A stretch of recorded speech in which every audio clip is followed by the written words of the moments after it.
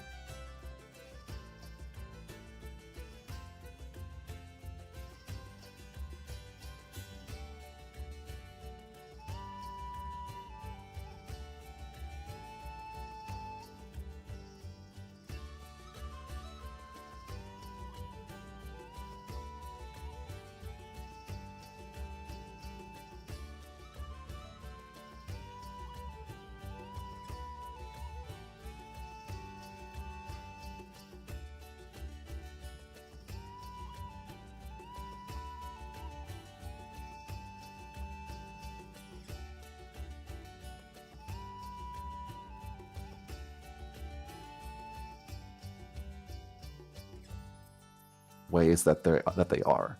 You know what I mean? Like, I don't know how to describe it. Okay, buddy.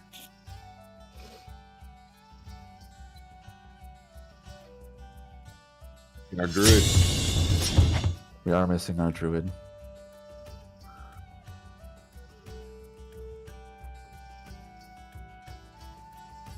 But yeah, I'm finding 4E pretty wild. Like, the more I've actually built like 4 characters now just for fun, just because it's so crazy to optimize them versus the other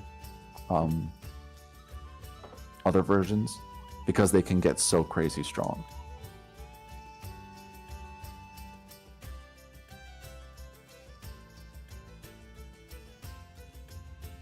Yeah, you've been having a lot of fun with that. Like, Yeah.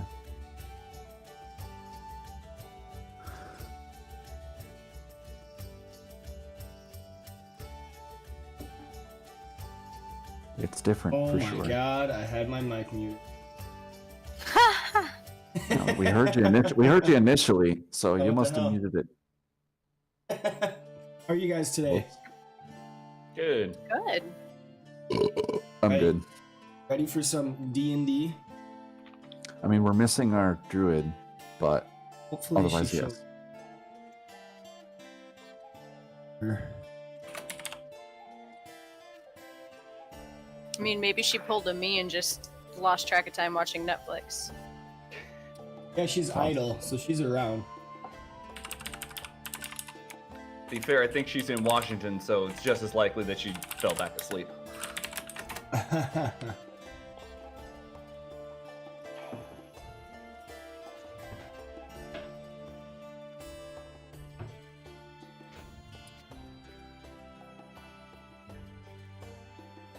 myself some. Didn't really cook. Stir. cinnamon mini things. Cinnamon mini things. Yeah, like the Eggo, like my Eggo. Cinnamon minis. Oh. Just put butter on them. I was thinking like Cinnamon Toast Crunch. I'm like, why would you put that in a toaster? Hey, that might be delicious until somebody tries it. Are you gonna know?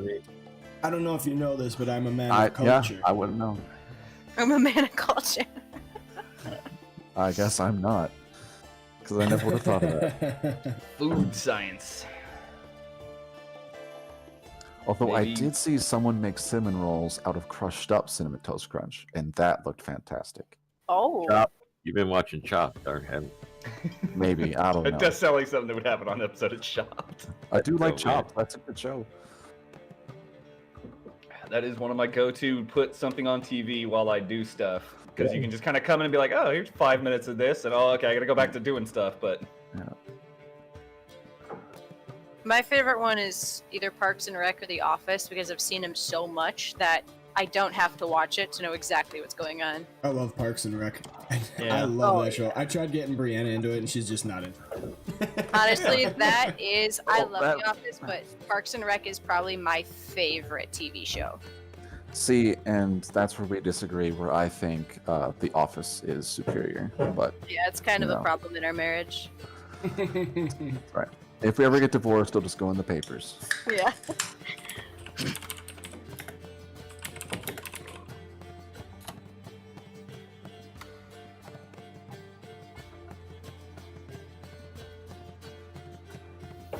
Well, I Don't hope that worry, she guys. Just forgot. because it was really quiet after that, we're 100% kidding about the divorce thing. Oh, yeah. She is. Oh, you're such a turd. I'm Yeah. gonna remember that. Turning your Christmas gift. After you were so excited to get it to me. Yeah, but jerks don't get gifts. Jerks don't get. That's right. I put myself on the naughty list. Wait a little bit longer for Otto. I pinged her too, but no bueno.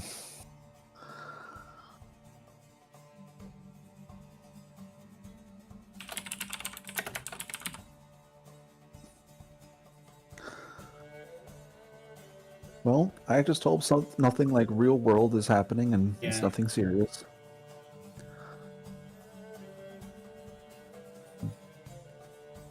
Hopefully she just forgot.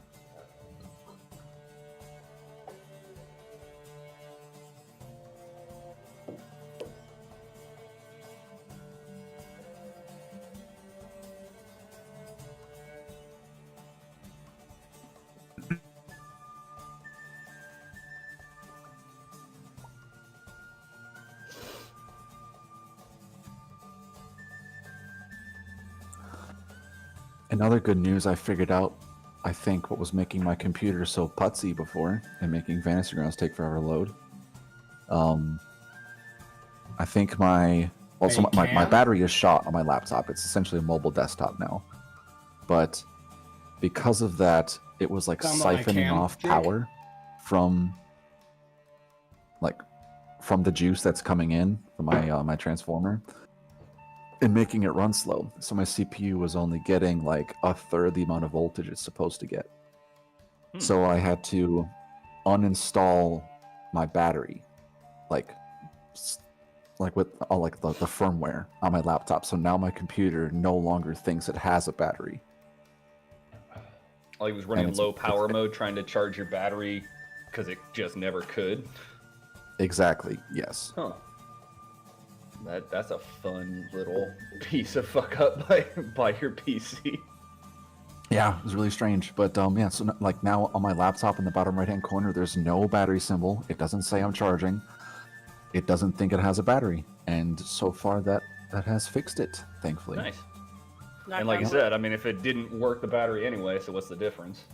Exactly. Yeah, because the moment you unplug it or there's a power outage or something, my laptop just immediately dies anyway. Yeah. So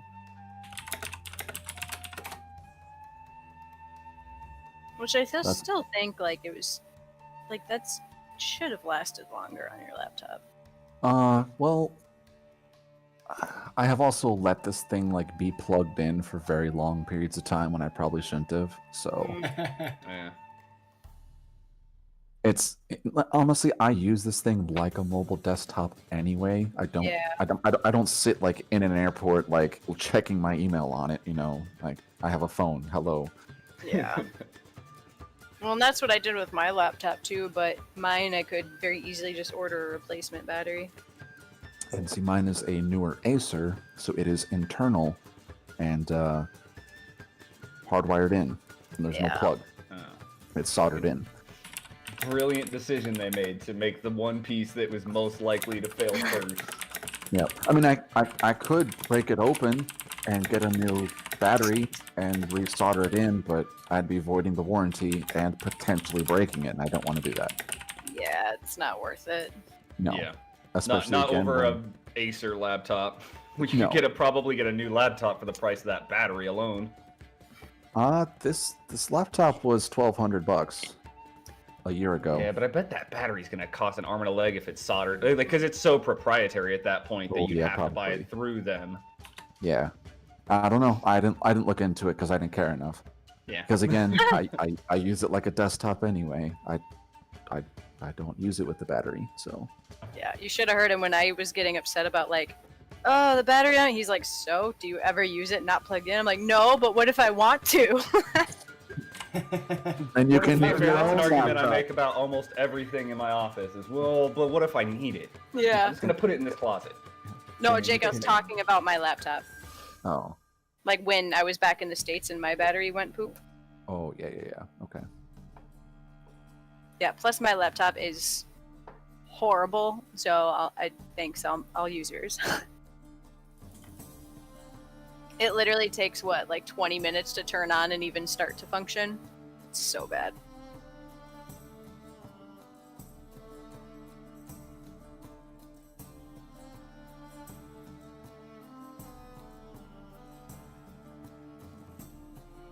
All right. Hopefully she'll show up. I think we should get started. You guys are objected to that. Not at all. All right. No, we got some time before any decision's gonna get made anyway. Okay, so here I will roll for historian. I get those. Do. Last time.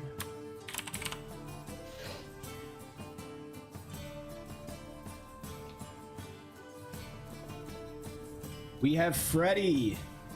Oh. Congratulations, you are historian for this session. Yay. Forward to reading what you write for next time. Without any further delay, let's actually. Let's crack into it.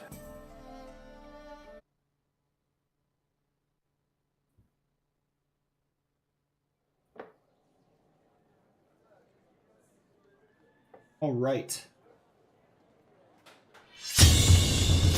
So, last time, we ventured from the Dragon Hatchery, ventured out from the Dragon Hatchery caves with information about the latest movements of the Cult of the Dragon. They had deserted their camp and rushed in a rush to take all the treasure with them they could carry in wagons on backs of pack animals scattered to the countryside. All that had been left behind was a number of loyalists and some kobolds to finish up what was left.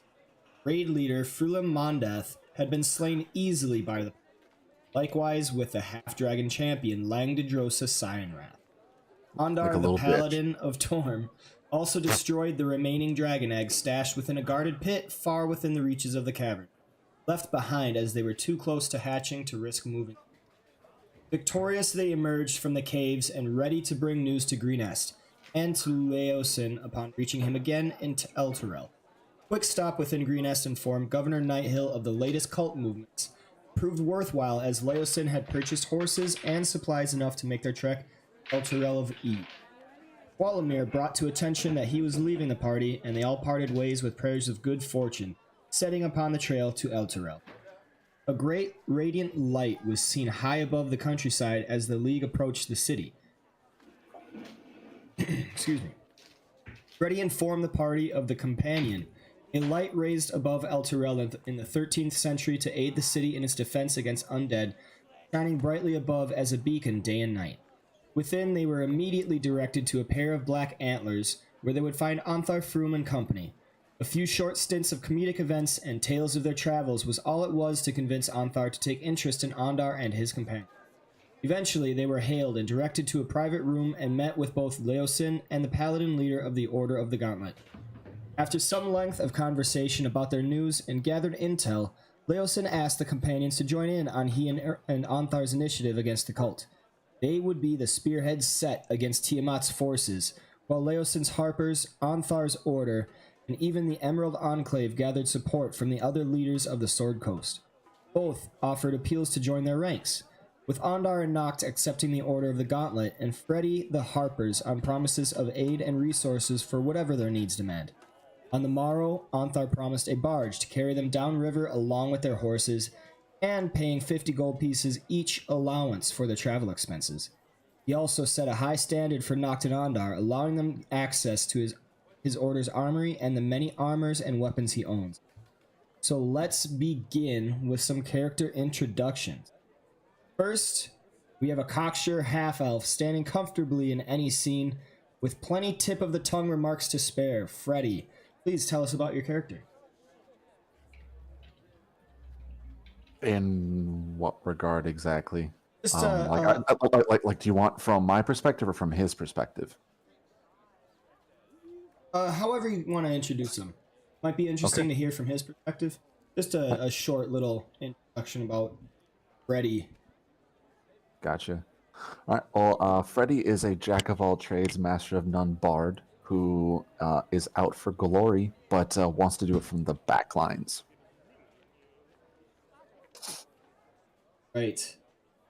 Next is seen gathering herself along with the half-elf, though off to the side within the shadows to overlook the area.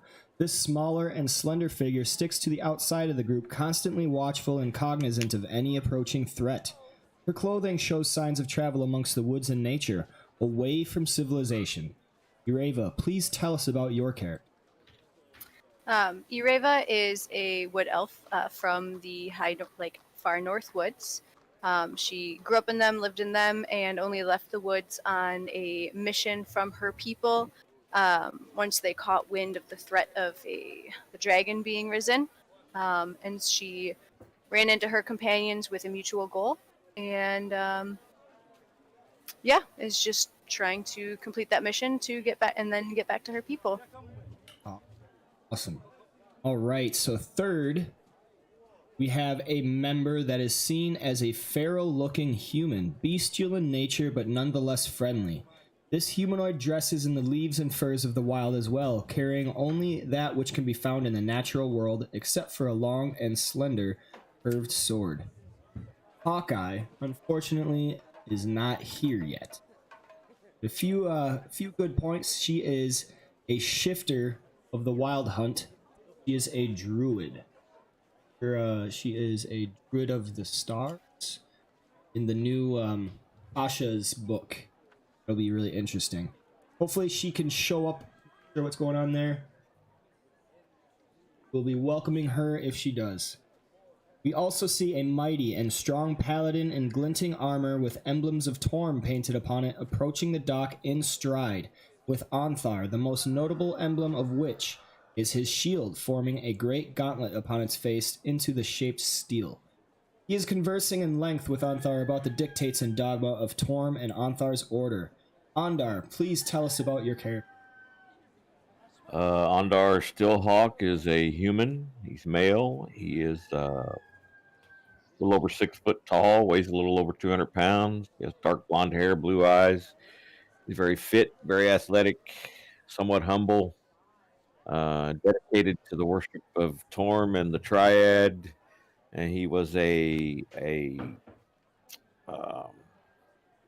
squire to his maternal grandsire, Onred Thon, in the Loyal Order of Innocents. He is from Tether, was on his way to visit the Temple of Torm's Coming in Tantris, when he discovered that there was something amiss in the green fields, and he has been traveling with this motley group of characters since then, doing good and destroying evil.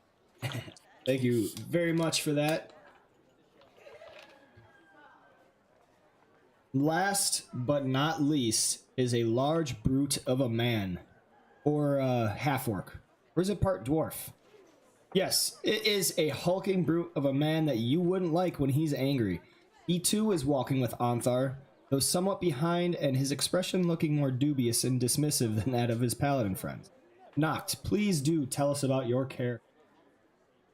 So Noct is the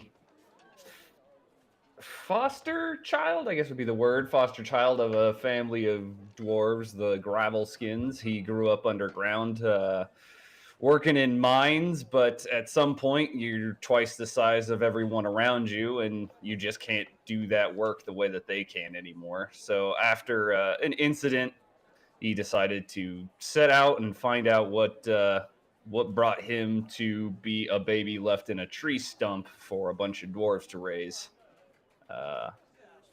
He thought there was a barbecue in Greenest and went to go get him some food, and then found out the barbecue was people's homes. And since then has just decided to keep rolling with stopping that from being a thing for people. Love that backstory. This is the Tavern League, and they stand now upon the docks to the river Ontharr, as Ontharr rounds up to his purchased barrage. Oh my god, I can't tell. Ontharr rounds up to his purchased barge. As Ureva, Freddy, and Otto are kind of just hanging out at the docks ready to go, they're seeing Ontharr walk up with Ondar and... Ah, yes, of course. That is certainly my belief, and that of many of the Order.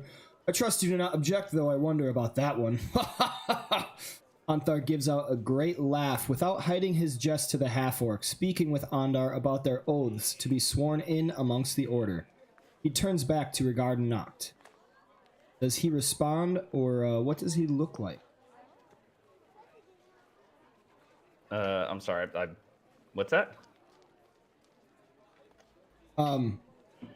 Ontharr was kind of giving out a jest, and he turned back to you, talking about the oaths being sworn in amongst the Order. Maybe you were kind of off in your own world, wondering, like, what the fuck? Yeah, let's go with that. I certainly wasn't trying to fix something that I broke. Okay. Yeah, I think it's a lot to take in, but he's ready to take some oaths. I don't think he's ever had like that kind of pressure put on him, because there was minor dwarves. They did one thing, and a lot of people had different beliefs, and nobody really made it a thing, you know. Y'all can actually open up Elturel map.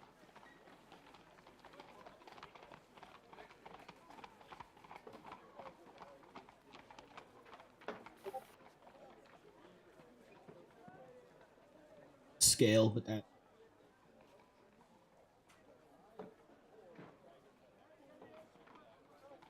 Yeah, sorry, I was trying to figure out why my AC was higher than it should have been, and I had to track that issue down real quick, so I was busy reading what the fuck happened. Now I got it. So he goes, no worries, lad. We do ask for those who truly wish to join our ranks to be sworn in, but I understand if you are hesitant. Those who revel in the glory of the true must keep constant vigilance over the evils of this world and be unafraid to step out into bravery to combat it. It is a tall order to swear fealty to if you're not ready for the commitment. Just, think on it, eh? We could swear you in when you return triumphant and know your path to walk amongst the true in his image. Until then, enjoy the boons of my bounty and know there is surely more to come for those who are committed to good and justice. Well, I'm committed to good and justice. Don't worry. I was trying to do some math, and it's not my strong suit. Once I get past 10, it's tough because I got to take my shoes off. Counting on your toes, huh? Yeah, let's go with just my toes. Now then, I suppose we can get on with it. I see you're all here. Ondar Stillhawk, grandson of Onred Thon, chosen amongst the disciples of Torm. I have measured your worth and listened to your tales. You speak true, the weight of judgment in your words. You are ready if you are willing. Ontharr stands prominent before the paladin with hand on the hilt of his sword and holding an ornate helm under the crook of his other shoulder. Or steps forward and he looks him dead in the eye and he says, I am more than ready. Excellent.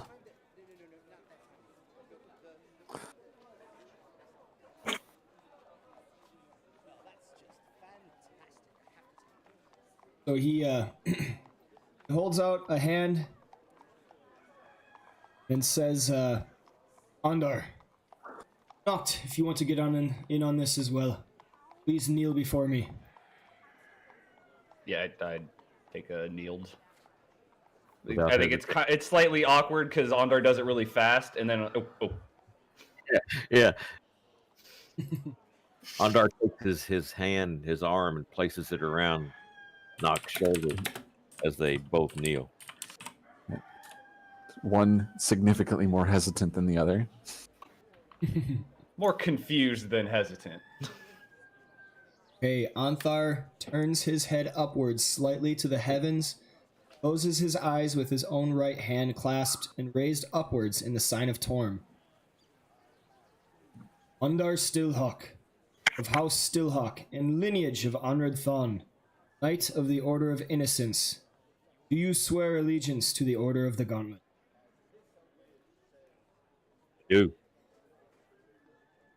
Hot Gravelskin, in to the dwarves and the men, the good orcs of this world. Do you swear allegiance to the Order of the Gauntlet? I do. Both of you. Do you swear to uphold the laws and traditions of all goodly peoples, to protect them against any evil that seeks to destroy them? I do. Do you swear to hold yourself to the highest sense of strength and bravery, to inspire others into action upon witnessing your feats of bravery? Yes, I also I do. Every you- time Ondar's like nudge and knock, like, say Giving it. him a little elbow. He's still got his arm around his shoulder. He's just kind of like, just pulling him a little bit. I was gonna say it. You. They're in unison. He's like trying to make sure they're in unison. It's like the. Well, you gotta give me a second then, because you're doing it really fast. It's like the church boys in when you're having mass. Do you swear to hand out judgment swiftly in fairness and equality, to strike with vengeance upon those who would take advantage of the good and righteous? Without doubt, yes. I do. Yes. Do you swear to act in defense of the worthy, to punish only crimes committed, seeking with patience until the evil shows its face? Punishment, an evil act is just. Punishing an evil thought is not. Yes. Yes. Yes. And do you, Ondar Stillhawk, swear to fight until your last breath against those that would mean harm to all the goodly folk in the world, and to continue on to shield others from harm, even if it means your death? Without doubt, yes. Do you, Knocked Gravelskin, swear to fight until your last breath against those that would mean harm to all the goodly folk in the world, to continue on to shield others from harm, even if it means your death? That sounds like a good plan. I have to say yes. Oh, yeah, yes. I, Ontharr Frume, First Lieutenant of the Order of the Gauntlet, Paladin of Torm and Overseer within Elturel, accept you, Ondar Stillhawk, and Knocked Gravelskin within our ranks. You may stand as one amongst your brethren. And then Ontharr waits for a moment as a small smile appears on his lips. Ha!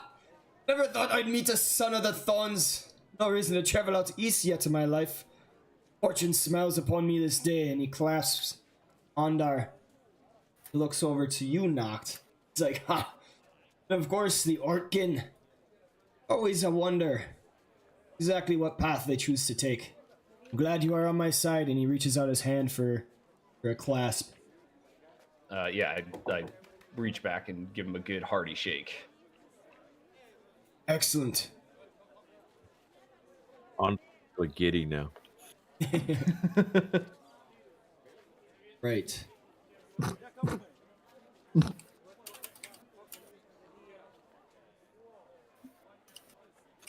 Squire, he was never a full member of the Order of the Innocents. You know, he was just the.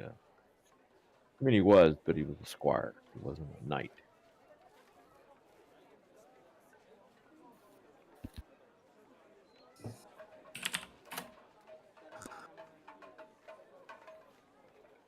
Can you guys hear me? Yes. Hey, There's our girl. There we are. welcome to the party. Sorry, I've been having computer problems. At that. I mean, I had to talk to Freddy while you were gone. Wow. Alright, so just gave a couple of short introductions with the party members. We're on the docks, Elturel, where Ontharr Frume has just initiated Ondar and knocked Gravelskin into the Order of the... Do I have my horse? Yes, you all still have your horses. Okay, I'm happy. We basically just witnessed a wedding. Yes. Nice, Just to get nice, caught nice. because it's very. There was lots of I do's and do you solemnly swear and sickness and health and someone got giddy. I mean, Right, and Leosin is walking. Not too late, am I? I see. You two are initiated. Good, good. Aha, got it. When? I should be.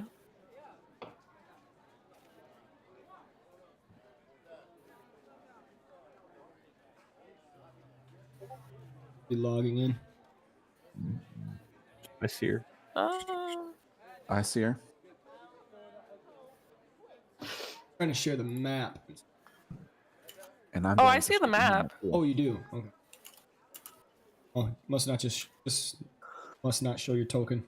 All right. Anyway, It's the one next to High Hall and the market is the big one, right? yep. Okay, yeah. Right. So after looking about at the rest of the congregation before the river barge, commissioned by Ontharr Frume, he says, "Well, Oh wait, sorry, never mind. It was the wrong map. That was Elturel. yeah, we're on Elturel." We are now. Right? Oh, Yep. No. can I have the map back again? I'm sorry. There we go. Now I see your token. Okay. Ontharr Frume says, "The going should be easy enough. River is well traveled, so attacks on traders is near unheard of. Should take you about 3 days' travel, I reckon. Once you get to Baldur's Gate, seek out a man named Akin Celebon. He operates an equipage business out of Blackgate. He's the contact. We'll be sure to spot any of the cult wagons and hire you on as guards, or even if somehow we miss them, he knows plenty of merchants that would hire you all onto a wagon heading in the same direction." Have that name again. Yeah. What was his name? I will put that in chat.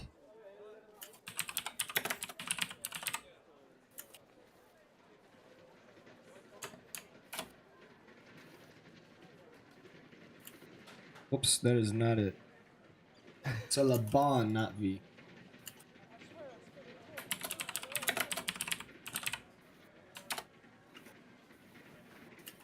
Oh my god, why does it keep doing that?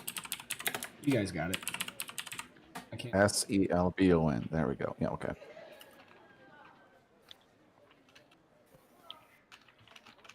Then Leosin speaks up.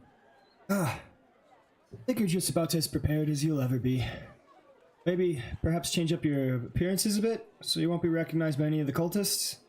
But maybe you'll be fine. I tend to err on the side of caution myself.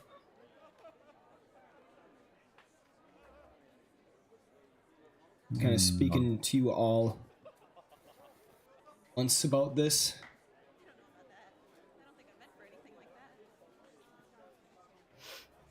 I'm not sure what you mean by change up our appearance. I'm not getting we my do have skin these color changed.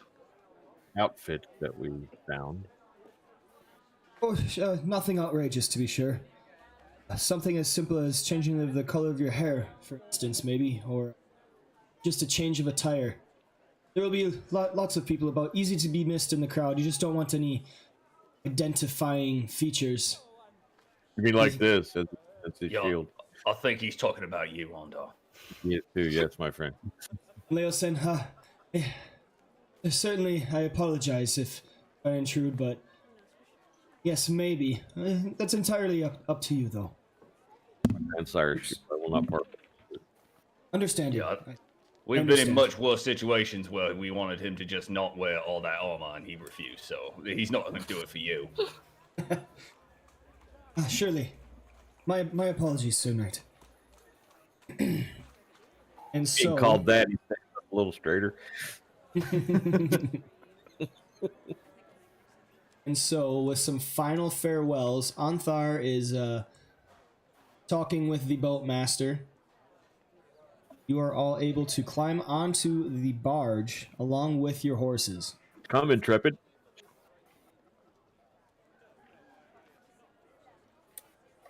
Hi ho, Silver Trail. And with some final farewells, the companions board their barge. Goodness.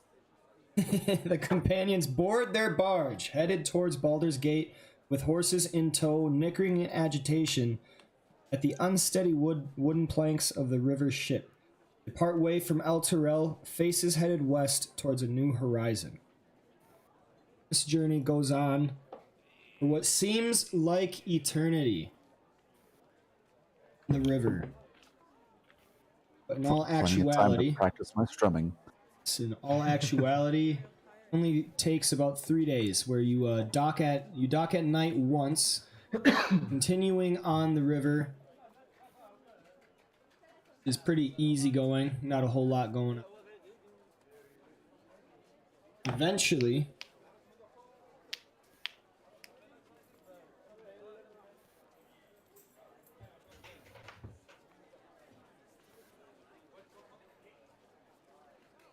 last, you reach Baldur's Gate. Ooh. It's a city cut into a natural harbor. Even see a gate eastern that you are approaching. Yeah.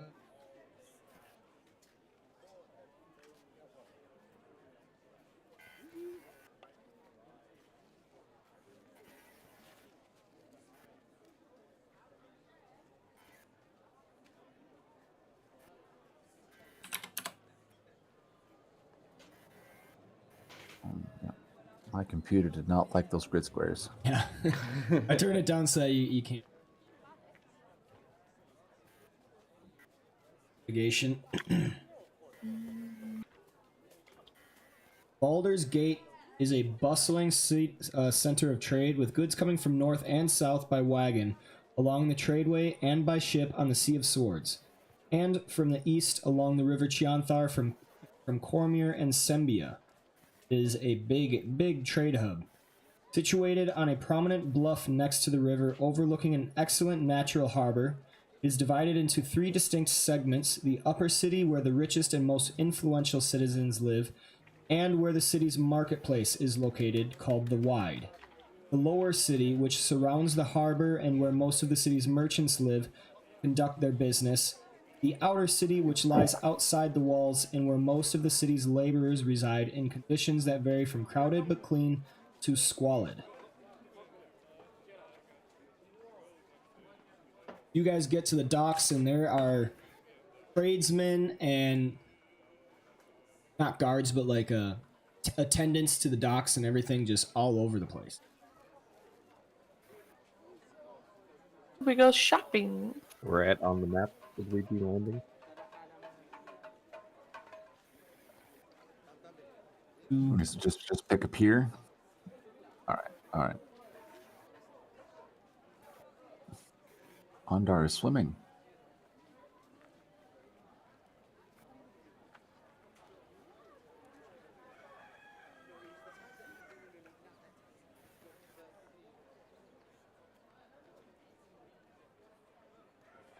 All right. I gather up my things, my horse, and I walk out onto the pier. Right. There are quite a few boats around and workers taking supplies and boxes and all sorts of things off of other boats and dividing them up amongst the pier. Perhaps the largest city I've ever seen. This is now officially the largest city I've ever seen. Every city has been the largest, though, so I guess good for them. Is there a bigger one?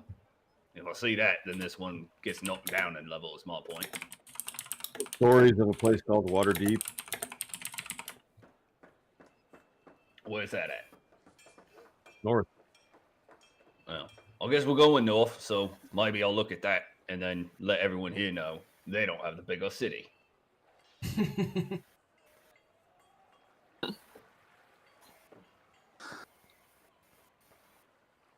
Grandfather told me of a place called Suzail in Cormyr that was large.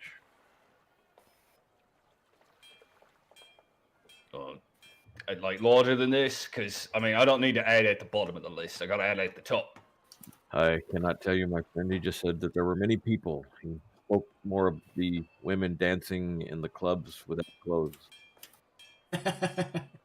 Well, I should find out if that town is bigger. So you tell me where it is. Put it on It's the map. called Paradise City.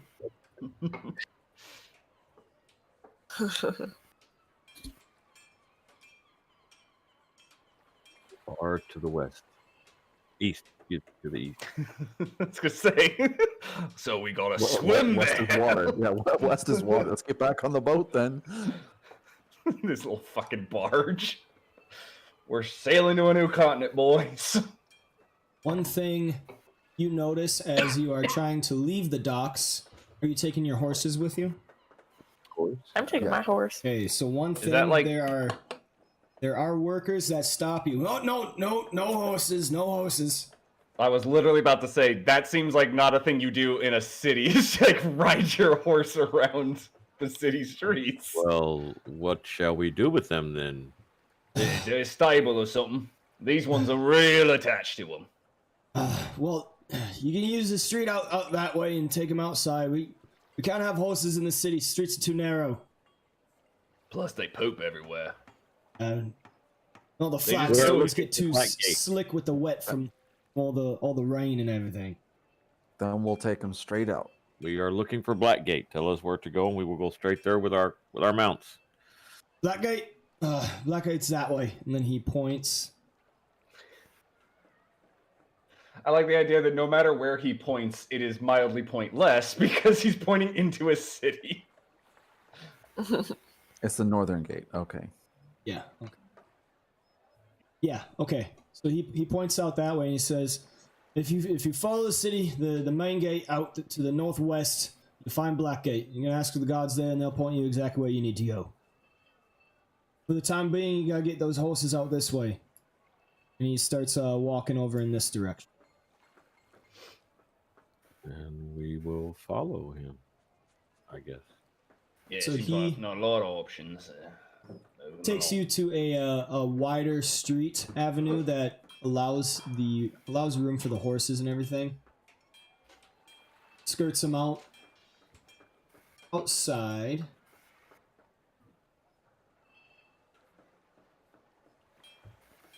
Where you can find a stable.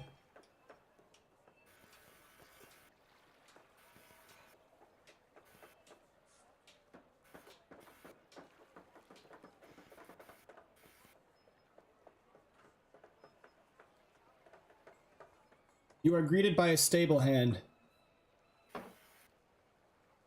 Packing up your horses?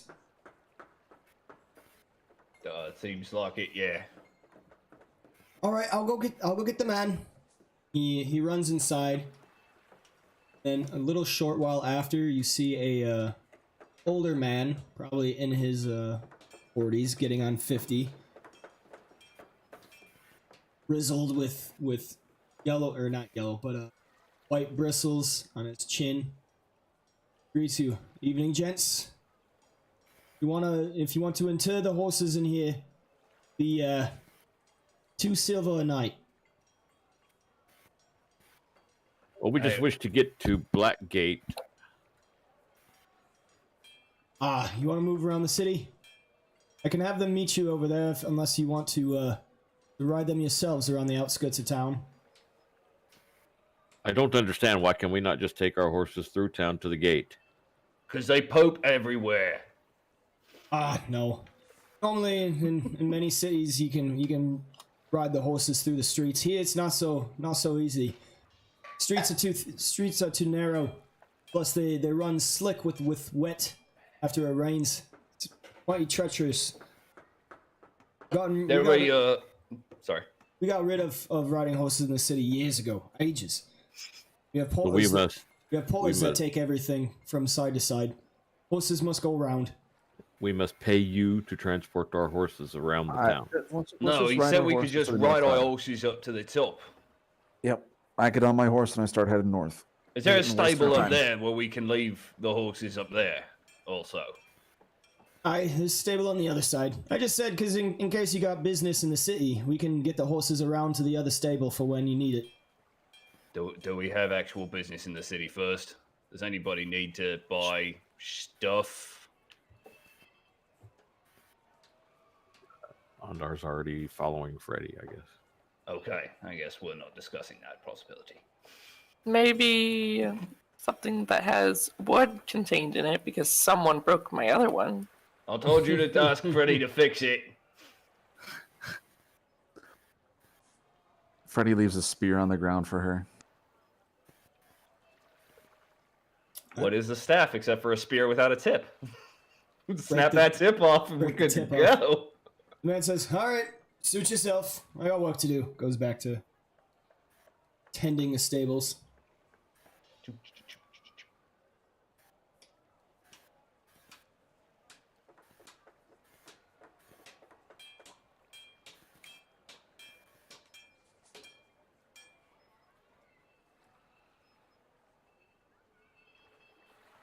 God, you guys can't just like let me move all at once.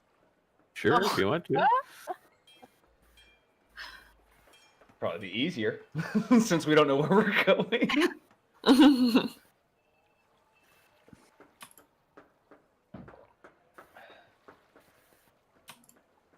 And here I thought I was helping. Right?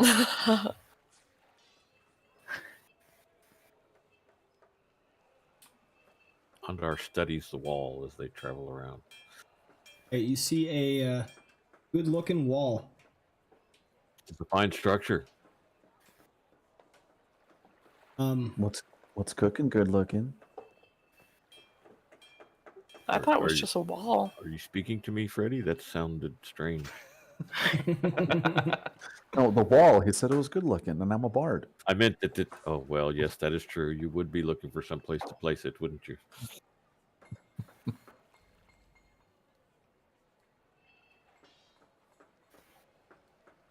The wall?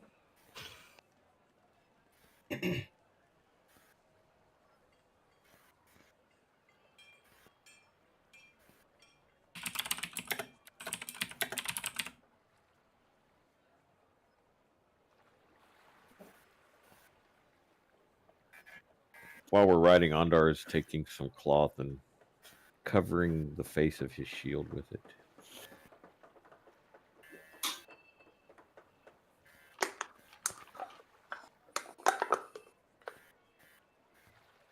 Reluctantly. This is compliments of Drake. This is the city that you find skirting on the side of. Hmm. Very. Oh, yeah. Don't like it. It's looking. too big. Yeah, it's quite choked with people. So you all yourselves on the outskirts of the wall. It takes you a while to move around, but you eventually make your way to the gate where you actually see a lot of men carrying goods and then dropping them off nearby. Be divided up to wagon teams and other merchants. You, Border. Hi. I'm looking for someone by the name of Akin Selbon. Akin? He's right over there, actually. He points to a merchant man who is directing some of the porters with goods. I thank him and give him a copper piece. He looks at you with wide-eyed, like, holy shit. Thank you kindly, sir.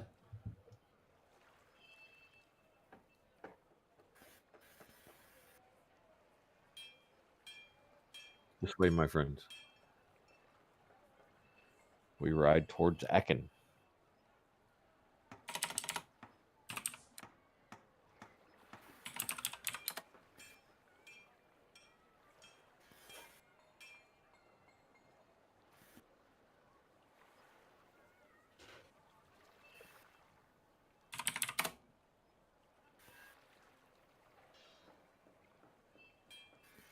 It was Ontharr that gave us the name, right?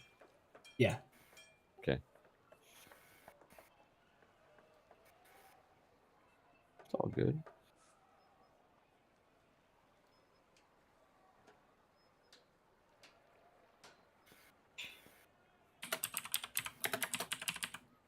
Back in my day, we used extra dice as tokens.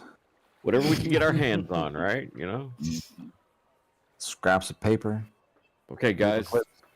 This stapler is the dragon. Yep. Done that. There is Akin.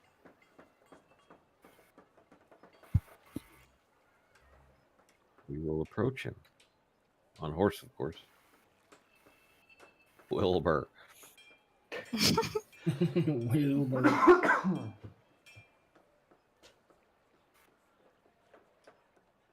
Is he human? Yes.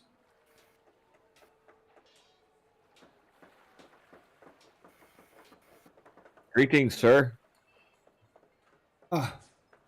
Hello. He's quite busy, like, looking at boxes and checking off stuff on his list and everything like. I bring you tidings from Ontharr Frume. And all of a sudden he looks up and Ontharr.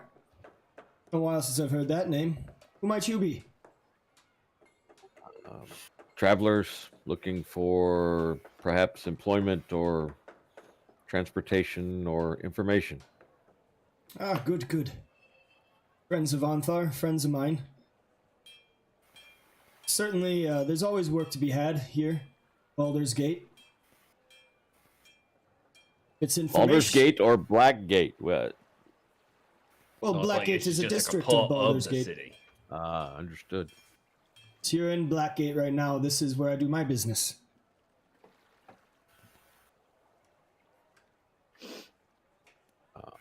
Ondar will dismount and approach him and shake hands with him. Well met. Well met. Well met.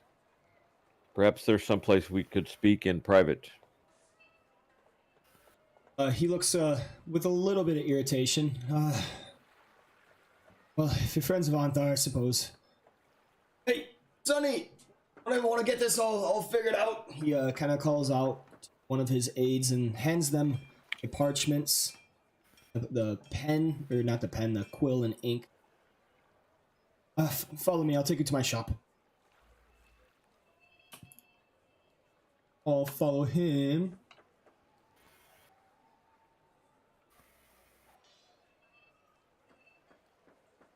We're here a little bit. Takes you inside a building where there are like a writing desk and looks like a lot of official papers and business stuff like that. Come in. Welcome inside. Shuts the door behind. So, what is it you need? You know Onthar's business, yes? Ah, yes, the Order of the Gauntlet has helped me out quite a few times. Ondar will then detail to him what they are doing, what has gone on, what they have experienced over the past few days, and explain to him that they are searching for a caravan that could be traveling incognito with large quantities of treasure. He looks quite sobered at the prospect of dragons being brought to the world. As being trained.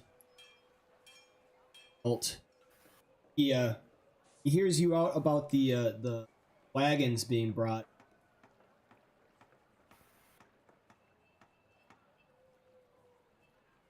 I Yeah. can hear you. Yeah. I can.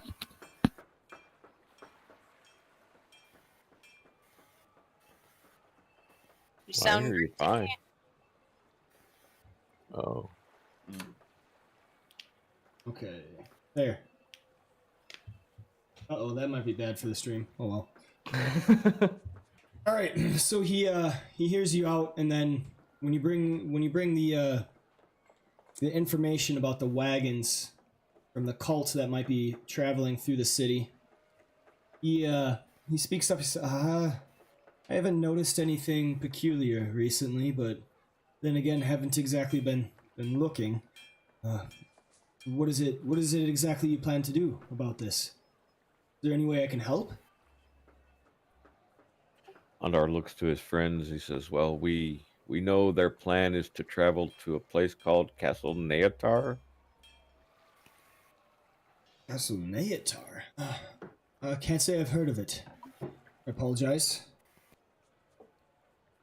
Well, we were not allowed to bring our horses through Baldur's Gate, so I'm assuming that they will not be allowed to bring their wagons through the city. No, certainly there's not enough room. Usually, well, you saw when you came up, there were porters bring goods throughout the city. And you employ these men, yes? I run the wagon business, so I actually buy the goods that are ported through the city, and then I see to it that they're shipped where they need to go. So no one has contacted you about transporting large quantities of any air quotes goods north? I transport a lot of different goods. It'd be one party that tried to transport a very large quantity. Yes. One party. I can't say so. The last shipment that I had large quantities of was furs. Is there a scheduled caravan leaving from Baldur's Gate headed north? Not that I know of. Yeah, what? Perhaps How- Ondar will look to his friends and say, perhaps we've gotten here ahead of them then and we can lie in wait. That may be. Where did you say they were traveling from? They would have been coming from the south, perhaps. We're not sure exactly what route they took. Berghost, I think it was, they said.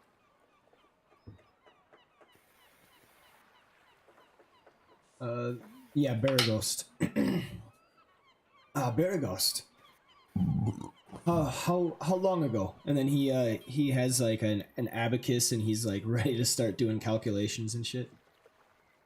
This If looks they would to have be came, this looks to if be they- his forte. if they would have came through, it would have probably been within the last day or two. I know, but I'm very good with calculating distances and time. It's my business. Where exactly were they coming from? I may be able to determine what time they would have passed through.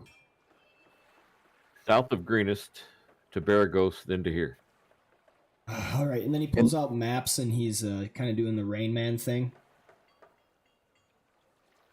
And you say that was how long ago? I don't Bruce remember. isn't sure, so roughly Well- a 10-day, perhaps. Well, it was Well, it 3 took us days, 3 days on the boat. and then it was another 4 days on horseback. So yeah, Right. roughly a 10-day. Yes. A 10-day? Oh, they certainly couldn't have made it here by then. You are fortunate. So who would they contact to transfer their goods from outside the city to through the city to you?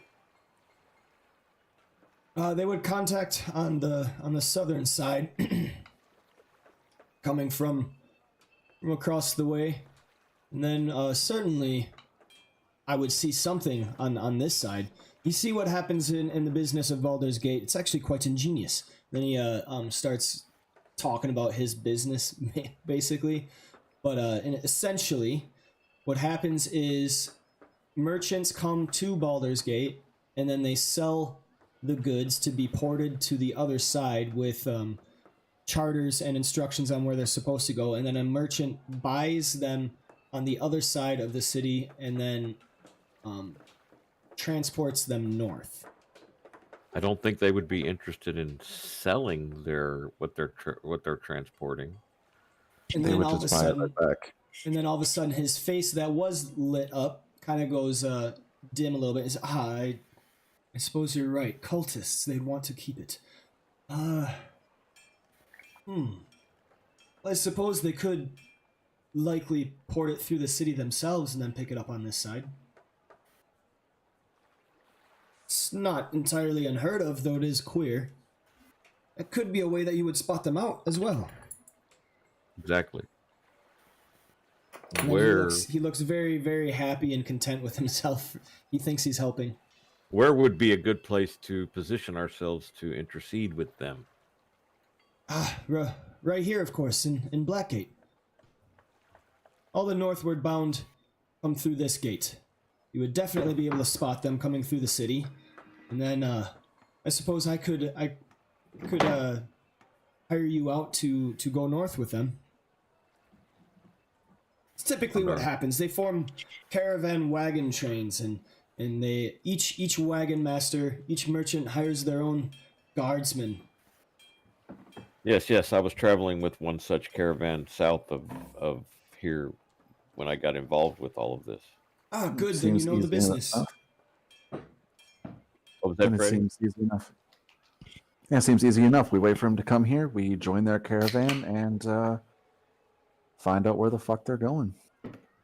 So if they are going to assemble a caravan, would they contact you or another agent in Blackgate? I am the main agent here, so I hear about everything, even if it is not directly me that is forging the caravan. I would certainly hear about it, and I could certainly direct you in the right direction. Ontharr opens his pouch and takes out a couple of gold pieces and says, "You will keep your ear to the ground and let us know if someone forms such a caravan, yes?" Certainly. Where will you be staying? Can you recommend a place? Let's see. Right within the city walls, I think you could. Find good room and board at the Wet Dog. Don't bother with the name. It's an old joke of the city. Sounds like not. Well, please share it.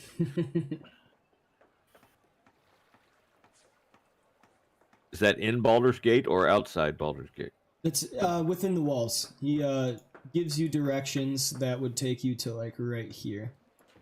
Is there some place where we could board our mounts? Because obviously we cannot take them within the city. I can take care of that. No charge. Thank you. Of course. Make sure to tell Ondar. Make sure to tell Ontharr all the help. Yes, I will ensure that he knows of your assistance to the order. Good. Need to wipe off a few debts with that man.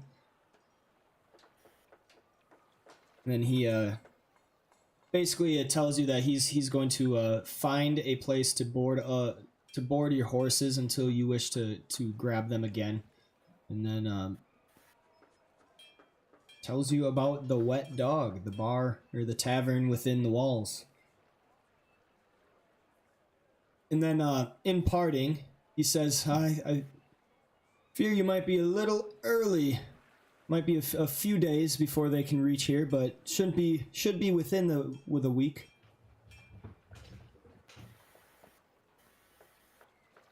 I claim we go on a shopping trip. D&D and shopping, you gotta love it.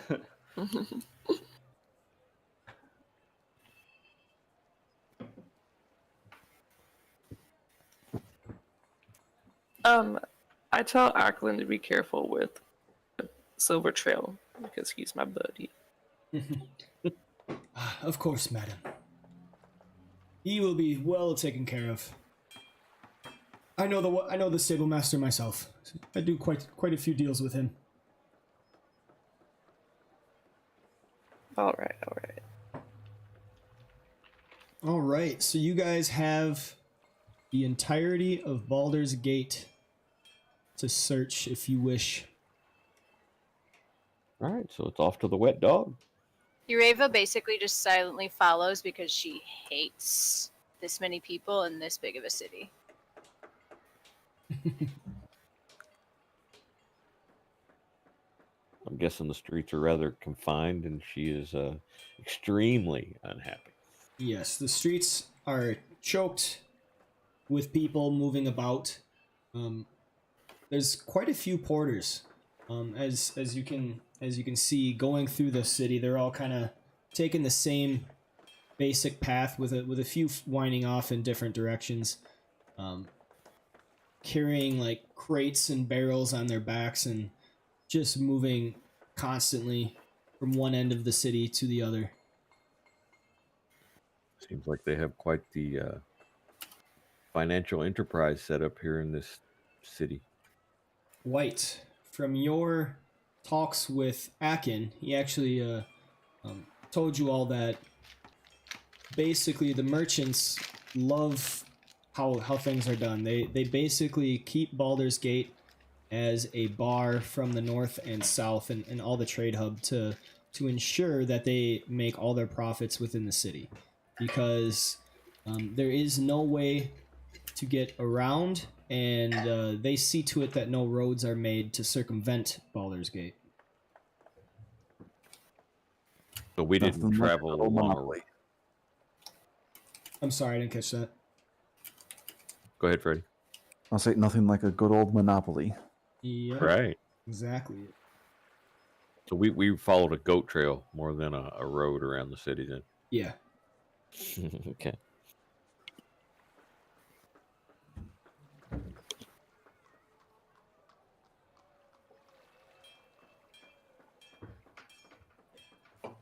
Do we make Ontharr it would to be the, interested in finding a weaponsmith. All right. He's going to replace, his grandfather's sword is being worked on in El Toro. He's going to get a new one and give Noct his back. I got one from Ontharr. Oh, you did? Yeah. You don't want yours back? I got that randomly at Greenhouse. No, you're good. Done. Eating my breakfast bar. Cool. I would Can't like do the to voice like this. look for a carved staff.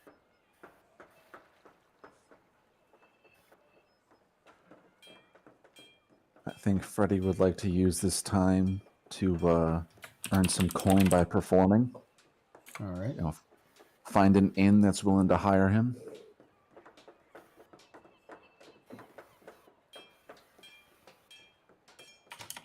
Is there a single path that the porters follow, or are there multiple?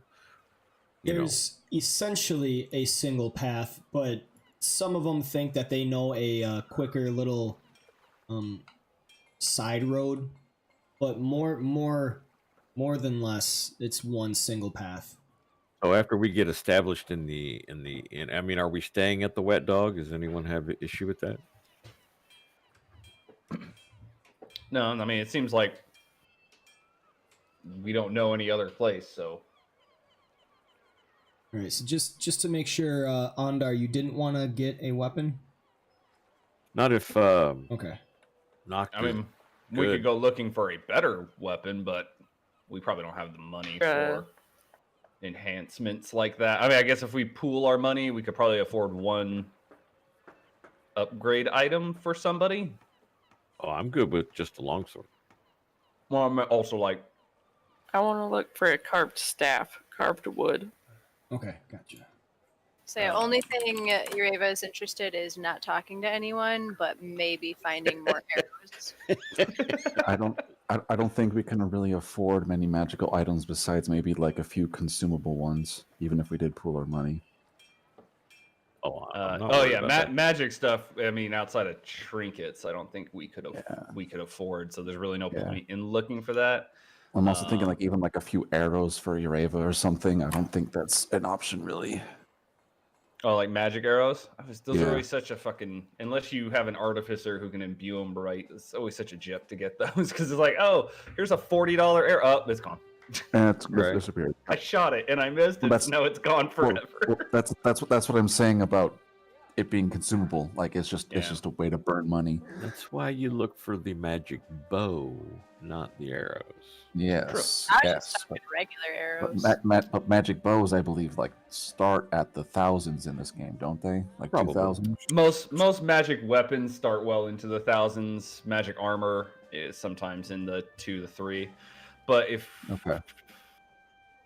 I don't, there are like standard. Like I don't know. Are you wearing plate? Ondar is Ondar wearing plate? No, chain.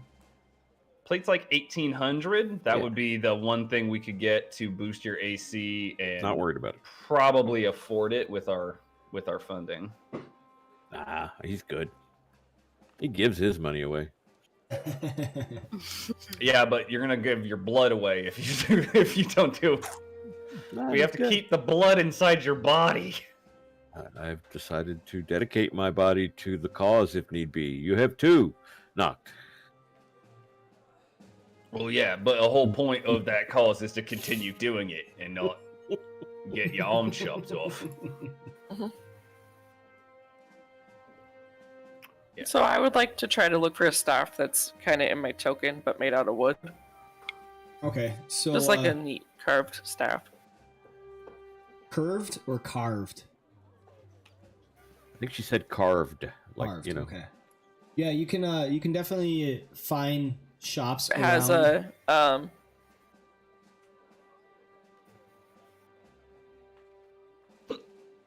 You can definitely find shops around that would sell bludgeoning weapons. You can certainly find shops that also sell walking sticks. You could certainly find a carved staff that you could use as a quarterstaff. Would be 2 silver pieces. yes. Well, that's easy.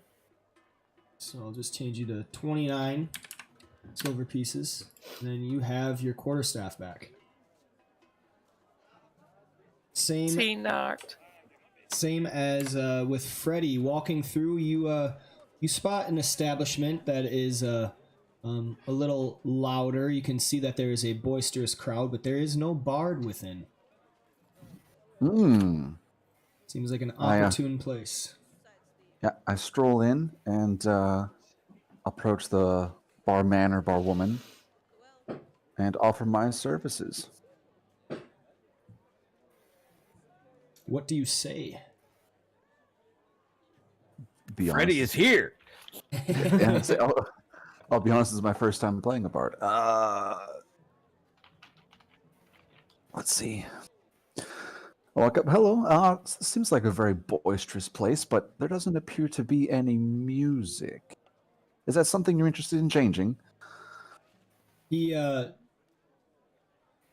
doesn't disregard you, but it's kind of dismissive. Or I wouldn't say dismissive, but he seems like preoccupied, worried about other things. Doesn't find this conversation very important. Yeah, no music. You want to play? Go ahead and play. And take whatever coin they send you away. I ain't paying you. All right. I put, drop my hand on the table and go find a good corner or. Drive a hard bargain, sir. I will work for free. Well, I figured if I play well enough to give me tips. All right, so you begin to play. Go ahead and make me a performance check.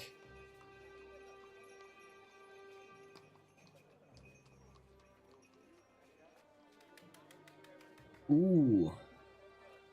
Good show. All right, so Freddy. I am okay at this skill. Just a +9. Freddy strums on. Do you have a lute? I have a lute. I have a harmonica, and there's the third item. Maybe I didn't. Maybe I forgot to pick it. Anyway, I got a lute and a harmonica. All right, which one are you using, or are you doing them both? It's got that one-man band with the strings attached to your legs, so you can bang on the drum. No. So honestly, I'm thinking of using both. Right? I got the harmonica with my lute going, and then I can rap on the base of the lute for percussion. All we need to get you They're is a like barrel. a tambourine to attach to your knees. See, I was thinking of doing a barrel, like just pounding on a barrel. Well, obviously, As you like do a drum. obviously you do foot stomps too. I mean, you need a little bit of bass in there. That's true. There you go. That's another instrument. Done and done. Exactly. Get you some tap shoes and you can do your own like high and lows. So Freddy goes off to the Can corner. I help Freddy? Sure. Go ahead and make me a performance check. Ureva officially distances herself from Hawkeye. Yeah, I was just gonna say This is a one-man Oh, show. this is- Throw her off stage. this And is then kinda I'll one cast man- guidance on myself. Okay. The druid shows up. All right. Well, Wait. Oh, it's a -1. I was like, well, how did you get a 1? That's a 2. Oh, There you boy. go. Okay. hey, but at least Hawkeye, so with the guidance, you can see that it has 2 effects. Right? Shit. Okay. on my your actual thing. on your spells, Yeah. guidance, it has Freddy the 2 just kicks at her. it has 2 Yeah, I'm buttons. just like elbowing her out of the performance. you're throwing me off right now. Get out of here. She's like a full half step off beat and totally fucking up your shit. So Hawkeye, All I on can think of is the Titanic memes theme song with the recorder. It's like But Yes, oblivious sir. to it, so just like really rocking on it, just very poorly rocking on it. All right, so real quick, Hawkeye, on your character sheet where you see guidance, it has the 2 buttons. You know what I'm talking about? Mm-hmm. So that first one applies to you, because that is the concentration effect. So whenever you get hit, you got to roll a concentration check. That's what that effect does. So as long as you have that effect on you, you gain the benefits from guidance. The second effect is the actual spell effect. So whenever you make a check, it will automatically roll a d4 for you. Makes sense? So that you don't have to do it manually, basically. Yep. Super all neat you would do- buttons. All you would do is whenever you cast guidance, you would click the first button, and then you would drag the second button onto whoever you're casting it on, and then they have the use of that. So go ahead and roll another performance just so that you can see what that looks like.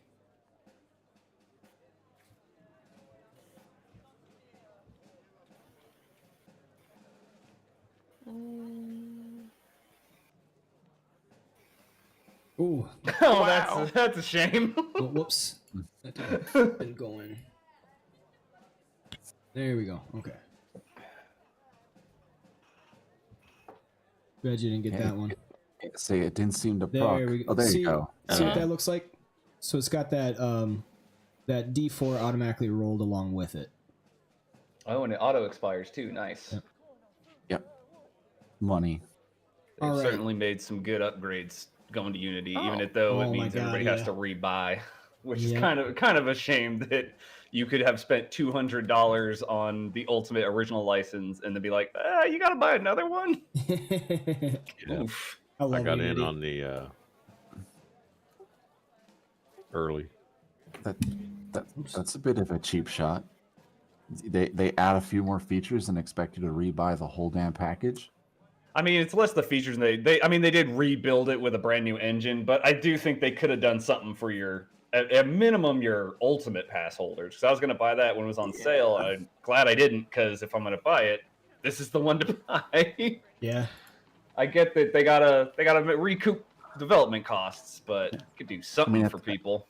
Say at the very least, take the cost of the original one out. Like, okay, hey, we updated this. Can you just give us $20 But more they're- dollars, and now you have the updated version? I think they were also- doing something like that. Like they were giving some kind of discount. It's just like Okay. still like I have 4 friends who I would have to convince to spend that money, or I have to spend it all myself a second time. So it's like, They're also not a big studio, I don't think. Like they had to No, they're pretty crowdfund a small. lot too.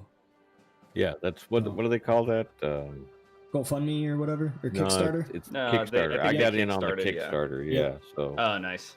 All right. But all of your, and this is actually a question for you, Ryan, real quick. Do all of the books you bought on original still work on Unity? yes. Yeah.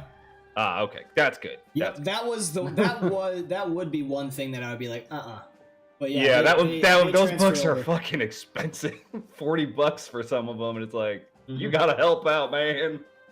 Yeah, and even the current ones, like Tasha's just came out, Mm-hmm. right? And I bought it, of course. It works. It works on both of them. That's good. That's good. Oh, nice. yeah, so it's backward compatible too. Awesome. Okay, so here is the scene. Freddy walks up and he's, gallivanting and everything. He goes to the side of the room, finds a barrel, puts one leg up on the top, and strums a single chord. And as he does so, the tavern and the patrons kind of quiet down just a little bit to look over and be like, what the hell? And then I don't know her name, but that one congresswoman that kind of dances up to the podium all awkward and everything, and they memed the crap out of it. Oh, the British one. Yeah. Yeah. Here comes Hawkeye, like, dun, dun, dun, dun, dun, dun, dun, dun. And Freddy just like puts his leg out and then just like stops her, like, no, and then just begins to keep playing.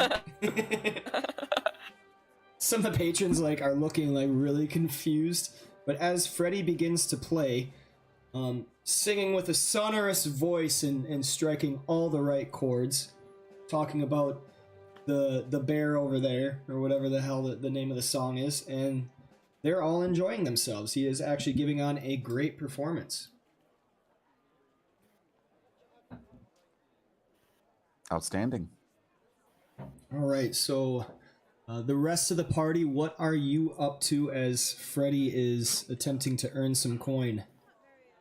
So did he go into the wet dog, or just the first sort of bar that would let him? So you were, let's see, you were walking through the city, kind of getting your bearings. We'll say that you were right here, and he just walked into a random establishment that he noticed there was a lot of boisterous talking. His bard senses were tingling, telling him that there were wet lips, heavy with ale, that needed some entertainment. I think Noct would have shrugged and followed him in, and just Right. went up to the bar to start drinking. Ondar will be spreading the word of Freddy, giving his name. That's Freddy. You all have never heard him? I can't believe that. He's a great bard from somewhere I don't know where, but that's Freddy. From places unknown. He's got a great mustache. He used to be in a band called Queen. Yeah, I was getting ready to say that. I was getting ready to say Oh that. my god. The band formerly known as Queen. He had a ludus that was a phenomenal ludus that Didn't he die recently? Not recently, but No. yes. Eddie? Oh, Van Halen. That was a different band. I don't know. Van How did I go from Queen That was to a Van different Halen? Lutis. My goodness. No, That was Brian the May. electric Lutis. This Yeah. Lutis was not electric. Gotcha. Yes, I don't know what Eddie Van I'm Halen thinking. did die relatively recently, I believe. Yeah, It's okay, Ryan. We all have our faults. Yeah, man. Been Last a year? rough morning. All right. So, some of the patrons that you were talking to, Ontharr. Freddy. I heard no Freddy. This one's pretty good, though. Yeah, Freddie Bloomington. He's amazing. I can't believe you've never heard of him. Oh, yeah, he's amazing. He's amazing.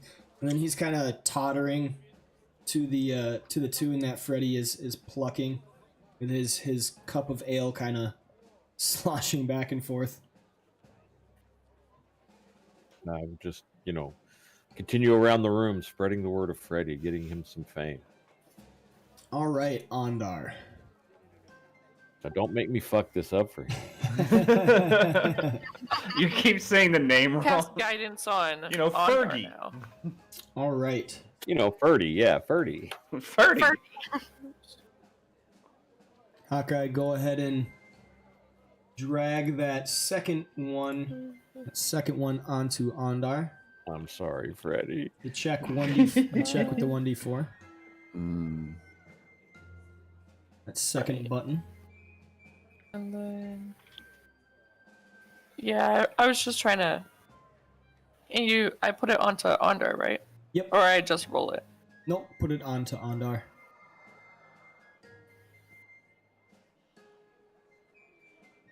There you go. Okay, Ontharr.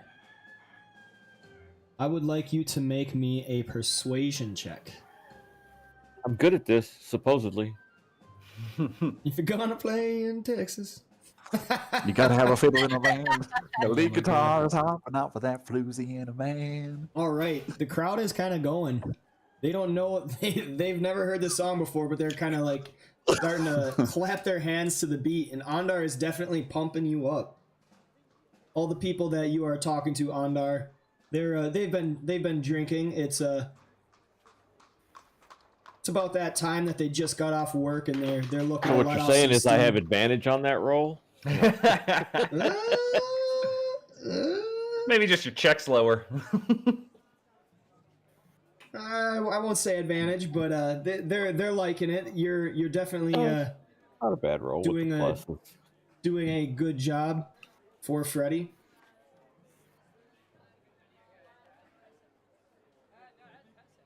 Trying to be my agent, is that the idea? Yeah. Seeing the rest of the party. In the builds background. Ureva orders 2 drinks, keeps one for herself, and brings one up to Freddy.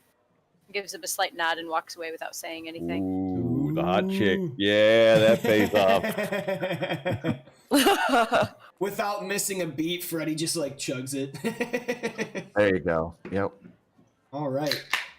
So at that, when they see a maiden bring a drink to the bards, you hear some Did for From the crowd. Springsteen, right? Dancing in the dark. Hold the hot chick on stage. That's for And- later on in the night. And as Freddy's song winds down, he strums the final chord. Gives a bow, and the crowd clapping. Hey, Freddy! You hear your name called. Oh. All right. Fergie Blumenthal. Yay! Well, I guess, we got to keep this party going. We got such a hot start, right? I hear my name called just by the crowd or by, like, someone trying to get my attention? By the crowd. Okay. Seems like they have picked up your name somehow. Strange. All right. Well, I mean, having a mug.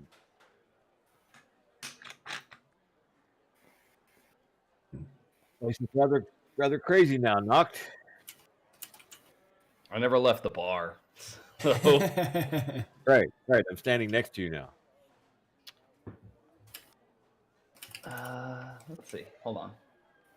I'm gonna see if I noticed you or if I'm really into drinking Oh, today. shit. didn't notice you. Yeah. Like head back, just like guzzling a big, not realizing that you have to pay for things right now. Just really getting into it. So you're gonna have to try harder to get his attention. I'll just let you have fun.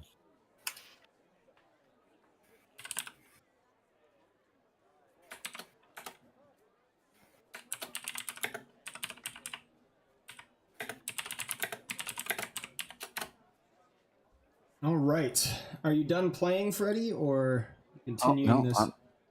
I'm still going, trying to get money out of him. All right. Roll me another performance check, this time with advantage. And then I'll cast guidance on Freddy now too. All right. I have to go back to the.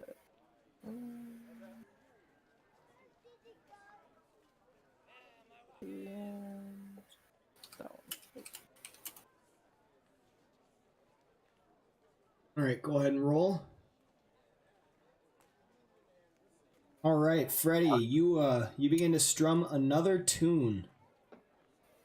As happily clapping along, and some of them seem to be dancing.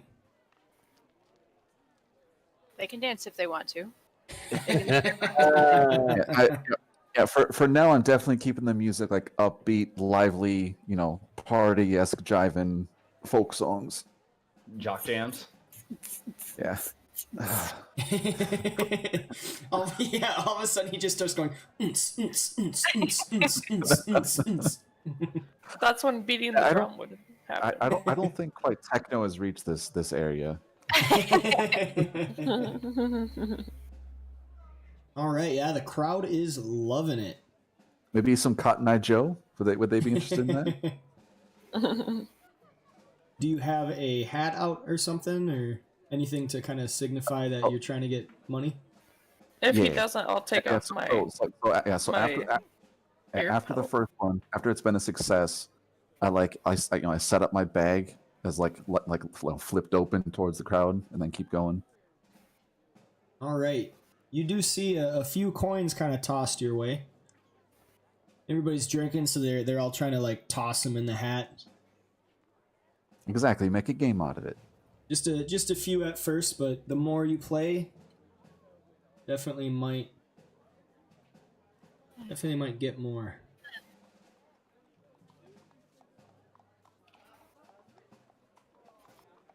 Well, Ureva.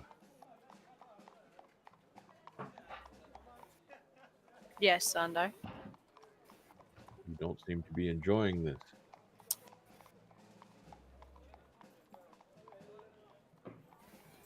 Crowds are not exactly my preferred situation. But it is good to see that our comrade is having success.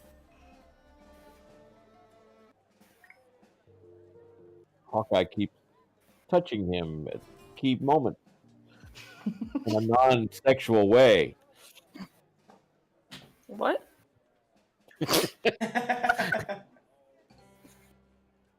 Well, you two are married now, so.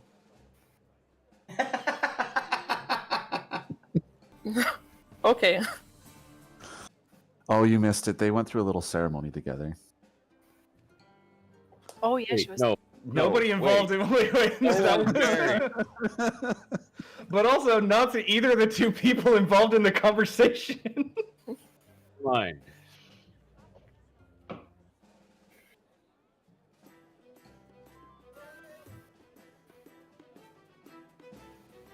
Okay, so you guys clearly didn't see my messages in the Fantasy Grounds chat then. If you Oh no, I scroll saw him, up- but he's talking to Ureva about Hawkeye and you. I'm I'm not a part of the conversation, so I think that's why Hawkeye was confused. You made it sound like they got married while she was offline. I Boo. see. Just simply noting that Hawkeye seems to be helping Freddy in some way.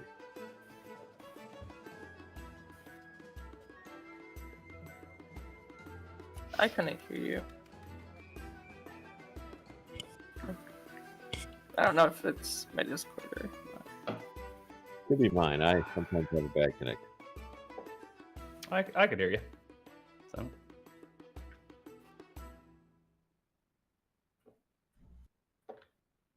Just turned my volume up. Say it again. Ondar was just noting that Hawkeye seemed to be helping Freddy in his performance. Is all. Oh, yeah. I've been helping everyone.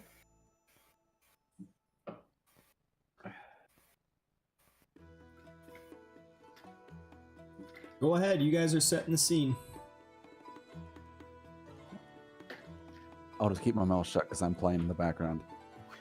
Right. Fucking rip over in the corner. But otherwise, I was making sure Eureka was okay. Because she was just like... I mean, that's the one I've been sticking with this whole trip. And, like, I thought Hawkeye would pick up that she's not having the best of time.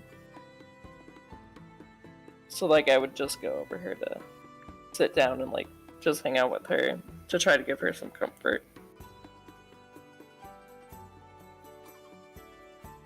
She's okay. She's just a little bit more solo than this situation. Mm-hmm. Have yourself a corner, right? Yep. I want to do the same thing that Freddy's doing, but like a magic trick Okay. with changing, or like we could just put on a whole show with, but my strong suit is animals. So I don't know if there would be like an animal, like a small animal outside. It's probably rats. I mean, or a bird. Yeah, I would say there's probably a pigeons flying around. Probably see a pigeon on the roof. I don't know what I would do with the pigeon though. Let's see. You have animal friendship. There's a Yeah, I spell. do. And I mean, I could use my wild shape because I don't feel like we're getting into a thing here soon. Let's do...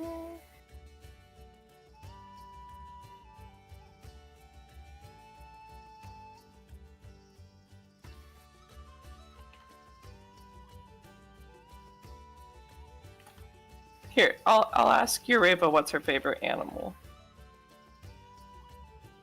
Birds. Hawkeye will walk outside and then like get a pigeon, but like use the animal friendship Okay. first. A sky rat. So You're let's- gonna bring a sky rat into this bar. My Flares it mouse now. died. I'm What? sure that the bartender's gonna be thrilled.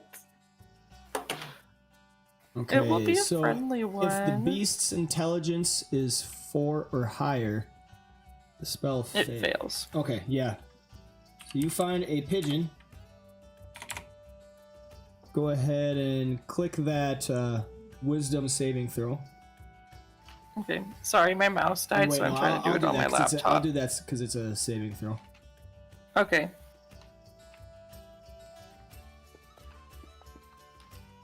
Oh yeah, it fails. Rolls a 1.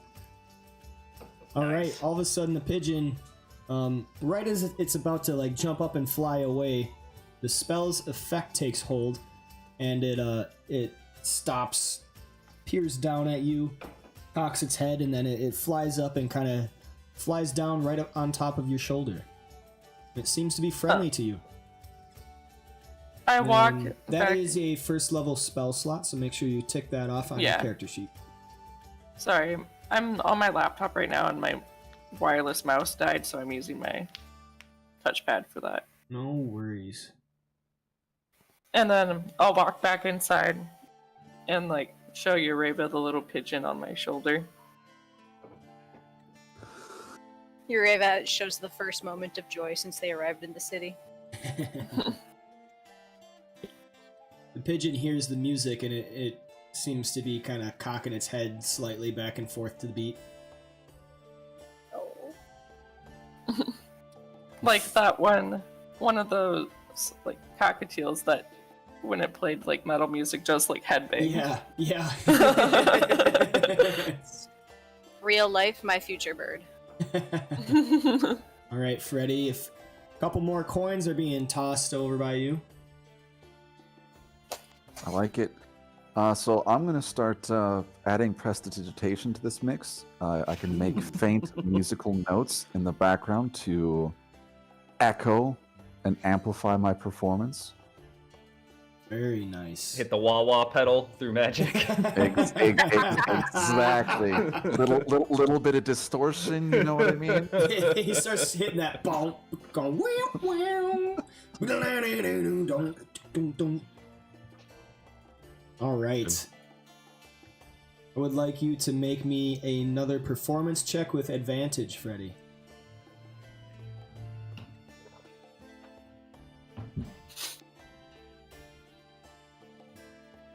Well, good thing I dropped the 4.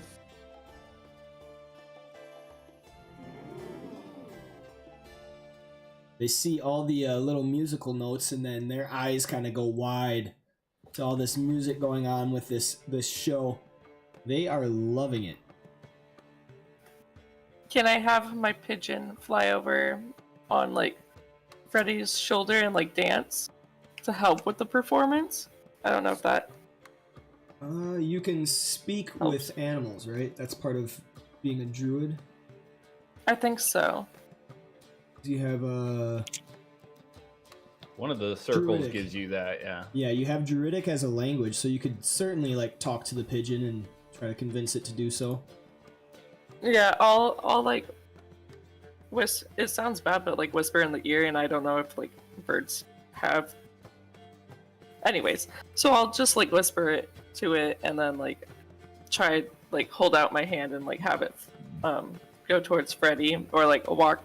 No, I'll walk over towards Freddy and like let the pigeon named Greg go on Freddy if he'll allow it. And then I'll whisper to Freddy, he's a dancing bird. He's good. I eye it a little warily, but just let it happen. So, the pigeon's kind of cocking its head back and forth to the beat a little bit, and it seems to be listening to you, Hawkeye, as it does flutter over to sit on Freddy's shoulder, and it's just rocking its head back and forth to the beat, just like those cockatoos. and the crowd laughs a little bit, and they're all pointing.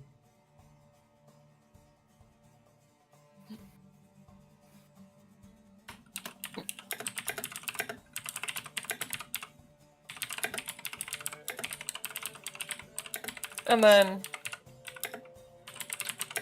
I'll go back over to Ureva and then sit down. I was like, there we go. We got a backup dancer.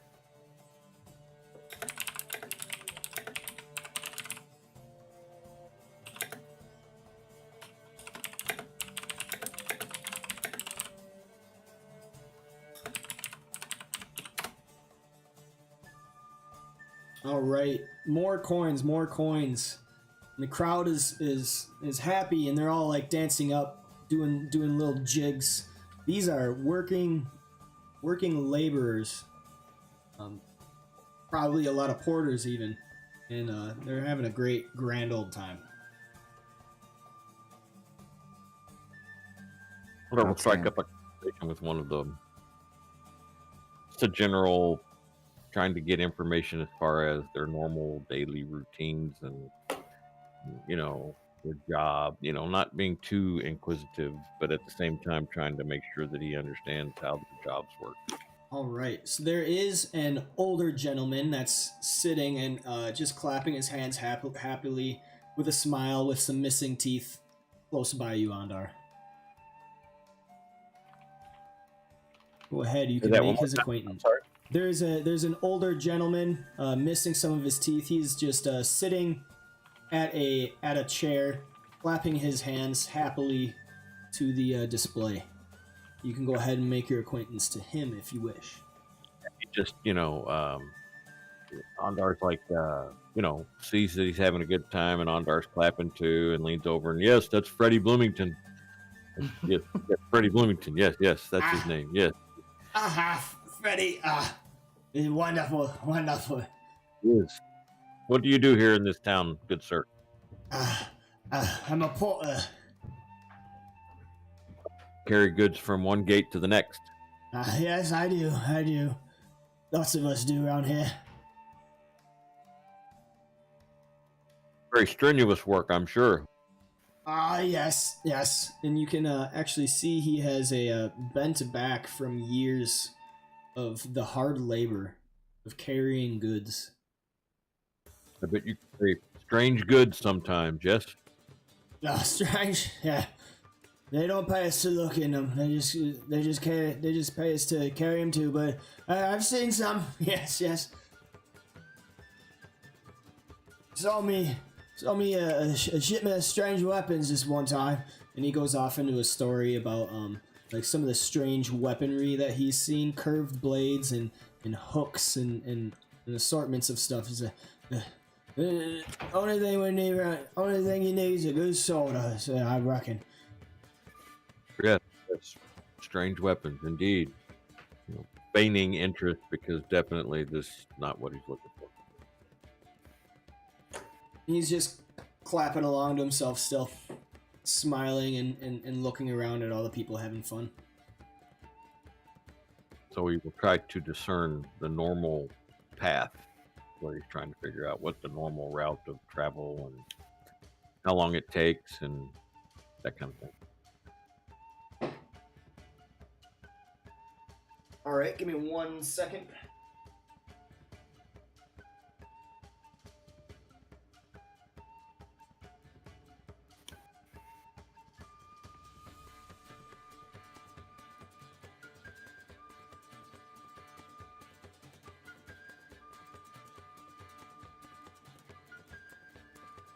All right, so this man replies to you.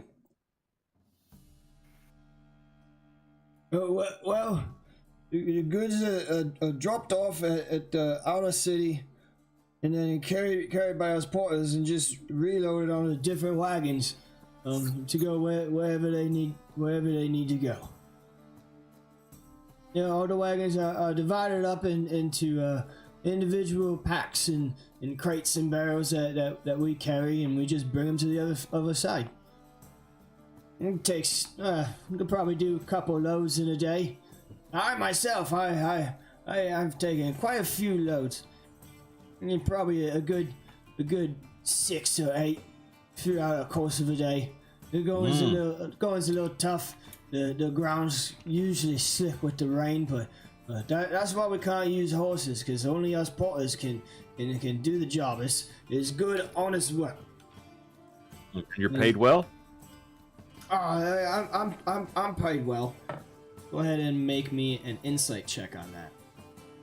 And then I'll cast guidance on him. I'll just drag it on him All right. at this point. It's Ontharr doing it, right? Yes.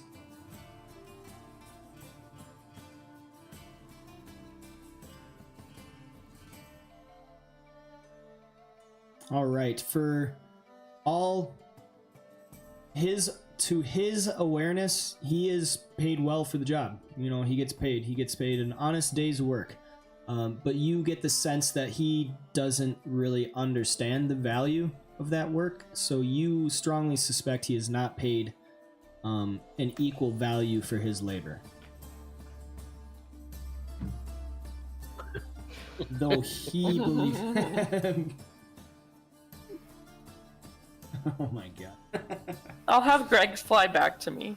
So you managed to make more wealth than the normal porter.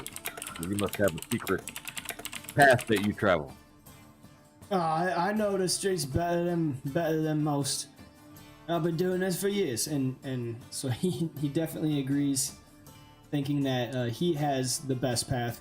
And he says, everybody tends to take the same path through the city, depending on where they're going. If it's going to the shops, they go to the shops. Otherwise, they go on the main tradeway. And then he explains to you that basically, let's see, from the east to the north, See if I can...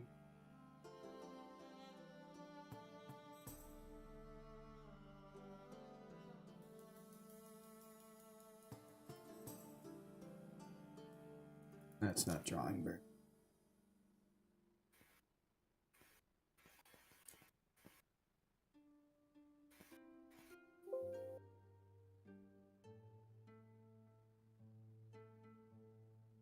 Why is...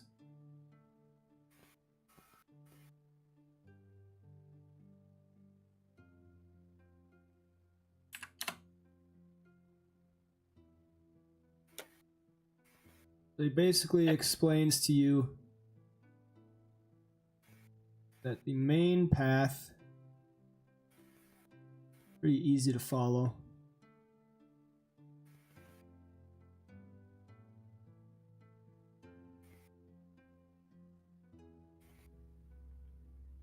Which would be here from east to west, but there's also other ways, like you might go around this way to cut ahead of the main traffic, as well as cutting through to the north side. He says that cutting through to the north side that way, you can usually gain yourself quite a bit of time. Some even go so far as to cut through here. But he's getting into quite a lot of detail about it, as this is his job that he's been doing for years and years and years. You reckon that it would take probably close to 45 minutes to make one trip.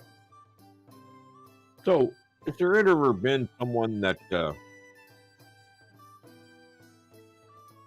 wishes their goods to be transported in secrecy?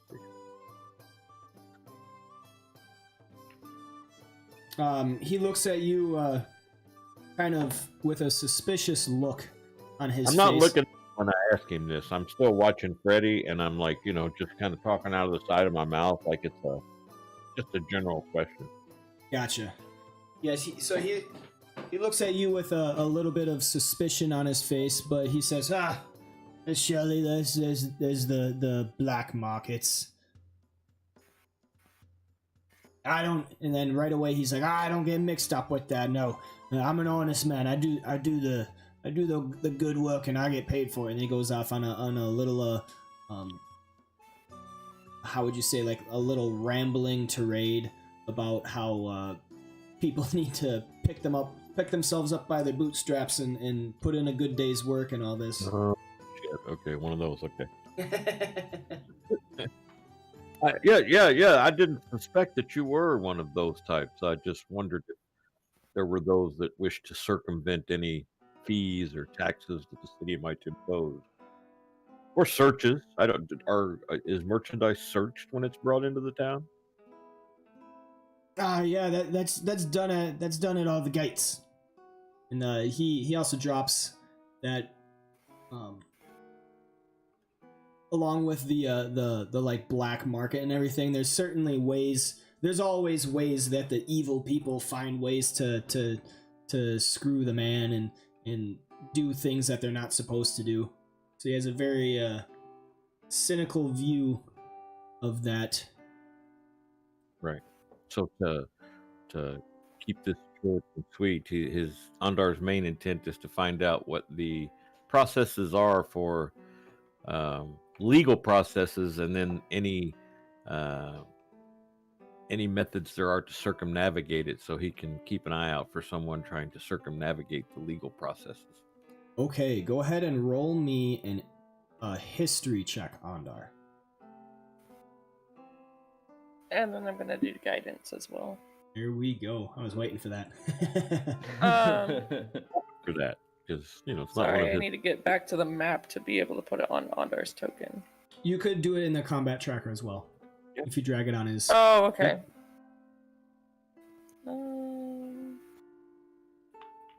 Oops.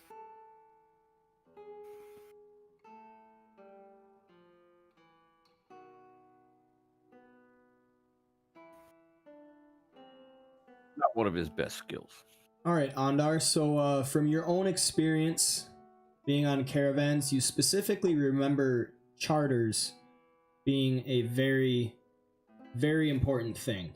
The charter being a list of all the goods, amounts, and quantities, as well as where the shipment is being headed or is being taken, and the person or company that owns the goods as well. And you kind of get the sense that this man is at the very most a basic porter, and he wouldn't know a whole lot of this. He's just paid to transport things from one end to the other. He probably wouldn't know a whole lot about the charters. He just gets paid to pick something up, bring it across town, and then set it down where it needs to. Understood. Well, thank you, friend. I greatly appreciate your indulgences and your conversation. I hope you enjoy the rest of Freddy's show, and might I buy you an ale? Sure, friend. And then he's still clapping his hand. Freddy. Yes, Freddy.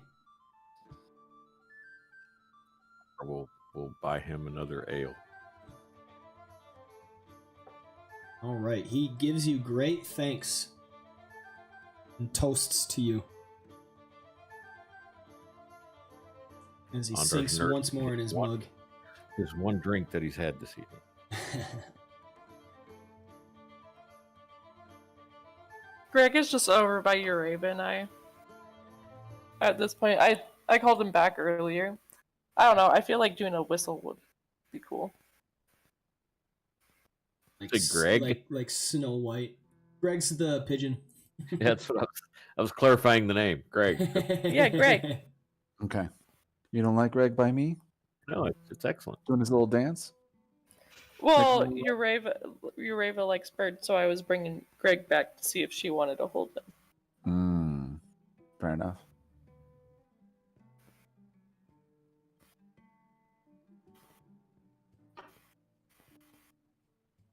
I think I'm going to go secure us rooms at this Wet Dog Inn, my friends.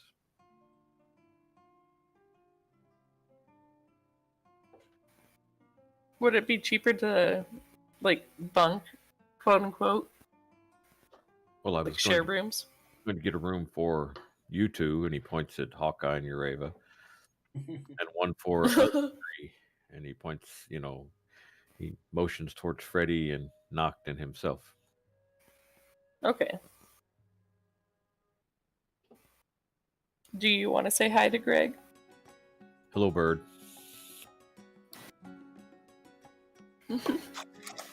Urava glares at Ondar. It is a bird. I said hello. Why do you glare at me so? His name is Greg. Very well. Hello, Greg. Ontharr walks out mumbling to himself. It's a fucking bird.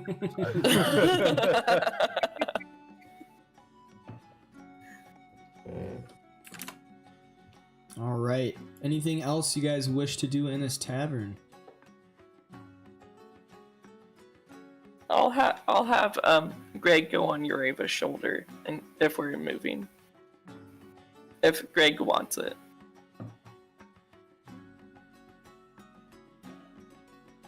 What do you say to Greg?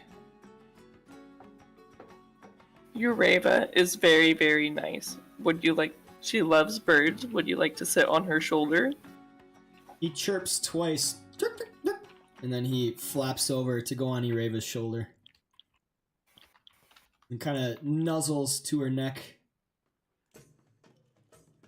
Urava lights up and officially doesn't care about anything else in the bar.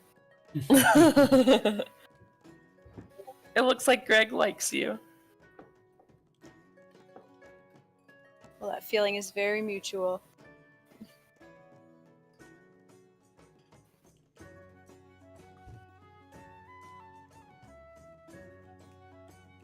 All right, what's going on now?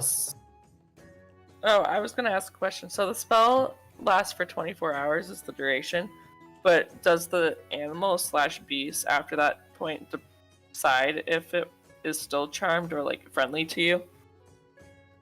Okay, so the spell convinces a beast that you mean it no harm. Yeah. So it- like, doesn't force them to like you. It just knows you're not gonna hurt it. Yeah. Oh, so But like they are charmed. So Okay. Yeah, for like the sake of the charm spell, like, you could use it on something that wants to kill you and make it like think you're pretty cool. yeah. So Oh, I okay. would say in this instance, the pigeon is not going to become hostile towards you once the spell ends. But under normal conditions, like when you charm something, if it doesn't explicitly say that they don't know they were charmed, once the spell ends, then they typically become hostile towards you because people don't like being charmed. But yeah, this pigeon, I would say that the pigeon will continue to be friendly to you. Okay, that was the thing. I was like, I just wanted to make sure it like was still liked us, I guess. Not scared.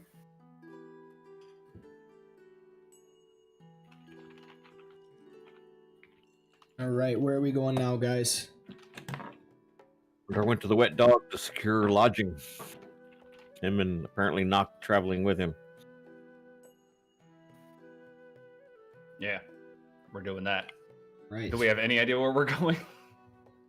You can certainly backtrack, as well as anyone that asks would know where the wet dog is. Right. He would have too. He would have asked the first person he saw. With his half-orc friend. Tell us where it's at, or he'll rip your head off and shit down your throat. I think that might be overreaching slightly. All right, so you can find the wet dog right here.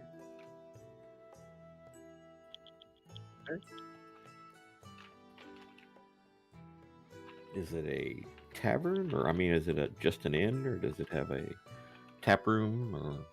It is an inn that has boarding for people to stay the night, and it has a nice bar area. It's not the most expensive or upscale establishment, but it's pretty modest. Well kept after. And you see a dragonborn behind the bar. Shit. Greetings, inn master. Greetings. What can I get you? Lodging? Lodging. That will be... How much is lodging on? We require 2 rooms, please. Probably for 4 or 5 days worth.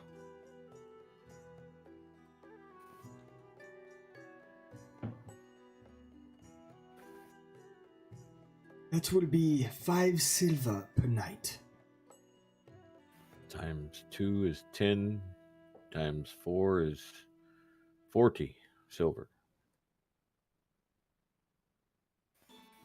Which is 4 gold? Yeah. So we'll give him 6 gold. All right. This is why I had to come with you. You understand the value of gold, right? I spent a lot of time digging it out of the fucking ground, and you just throw it around. You pay you pay for the services. You can tip him, but that's not how this works, Ontharr. Stop giving money away. I'm simply ensuring that the man is well taken care of. He is doing us a service, and I am paying ahead, so to speak, my friend. That's not how that... Just shake my head. I don't know how I understand this better than you do. You've spent your whole life on the surface, and you just seem to throw this stuff around willy-nilly. Well, it is one of the tenets of my faith is to share my wealth. To You be should generous. Try having to be the one who digs it out of the ground for a while. But I have earned this coin, and it is mine to do with as I wish, yes? I guess if it's coming out of your pocket, but Right. I'm at not some digging. point, that money's going to be important. Yes, my friend, I understand what you're saying. Greetings, Dragonborn. I am Ondar Stillhawk, and this is my friend Noct. This is my tight-fisted friend. We and our companions will be staying in your establishment for the next several evenings, and thank you ahead of time for great service and quietness about us being here. Certainly. Privacy can be heavily arranged. How many will there be with you? My big friend and I will be, and another will be staying in one room, and two lady companions that are traveling with us will be staying in the other room. Will you require any arrangements? Such as, we don't wish visitors, for one. Okay, so we have a service that comes by to clean up any mess. If you do not want that, I can take some off the top of the price. I'll look at Noct. Would that be acceptable to you, my friend? Yes, I mean, that is a service we pay for, and that's fine. You pay for services with money. I think cleanup will be fine. You can have the maids or the room service come and turn down the sheets and what have you if they wish. Yes. And then he replies, excellent. How many days will this be? I've paid for 4. Technically, you paid for more than that, but Is there a bath? grumble, service? grumble, grumble. Does your establishment have baths? Not a terrible question, I suppose. Alas, no, we don't. Is there a bath? There is a community bathhouse. Where? So he actually directs. So he's behind the bar right now. He directs in another room, like a main kind of hosting area, you could say. Has some chairs where people can hang out. He says, over in that room, down the next hallway, is a community bathhouse, which guests may use for a price for clean, warm water. Not included in the nightly fee. No, I am sorry. It's not That is his not establishment. that is not included in the nightly fee. That is extra. What is the extra charge? The extra is only a modest fee, a handful of coppers. Water is plenty enough. We just have to heat it up. Well, a handful would mean it depends on the size of your. Like my friend's handful would be much more than my handful. Although we're gonna find a gnome, he's gonna give you the handful. a pixie. Let's get the pixie involved. Oh, she can't hold any. You get nothing. Ha ha. Exactly. Yeah. Discount. You get a fraction of a copper. Cast reduce. We'll cut it into quarters for you. He responds with his hands clasped behind his back and his eyes kind of closed as he turns his head down a little bit and with a smile. Certainly, sir. 15 copper pieces. Per person. Per person. Very well. Noct, would you like a bath? Probably should get one for everyone. Tired of being around those, smelling like those damn horses. 15 times 5 is, what, 30, 60, 75, I think? Uh-huh. I will count them out to this man. Glad to be rid of copper pieces.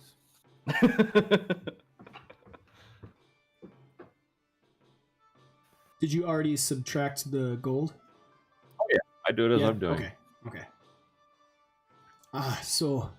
I have to open the calculator function on my phone to do the math for the other. 40 gold pieces for 4 nights of stay, for 2 rooms, and 75 copper for the baths.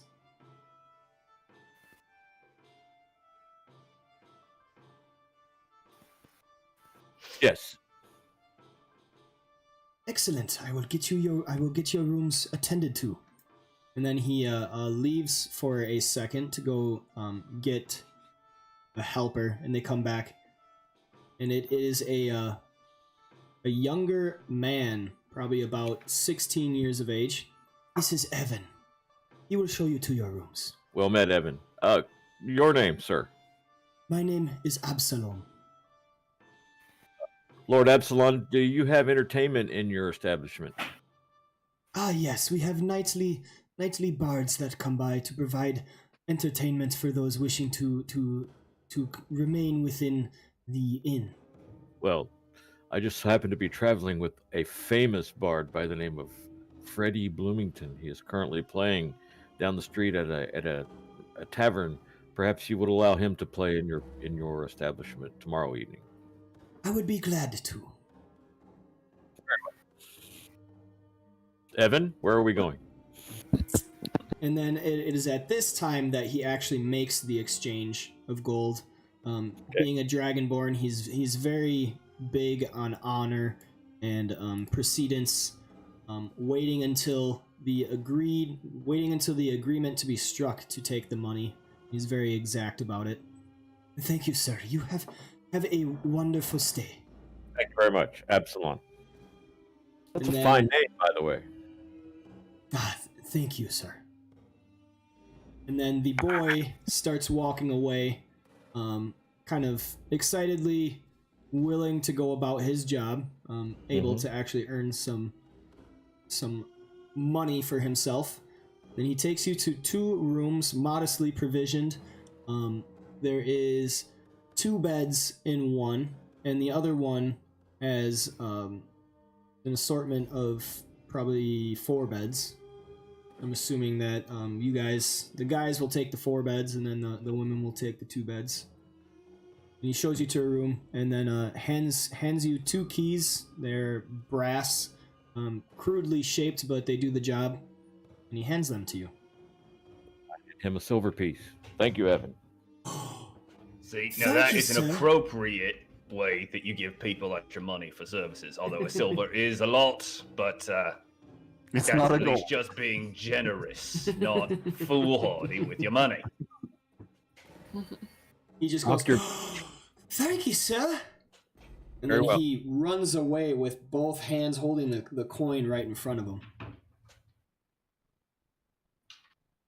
Lad feels happy. He will be joyous for the rest of the evening anyway, until one of his friends takes that coin from him. Let's go find the bath, shall we? You're just assuming that one of his friends is gonna beat the shit out of him over that money. You've just put him a contract for that man's murder. You monster. So you can Honor will go find Yes.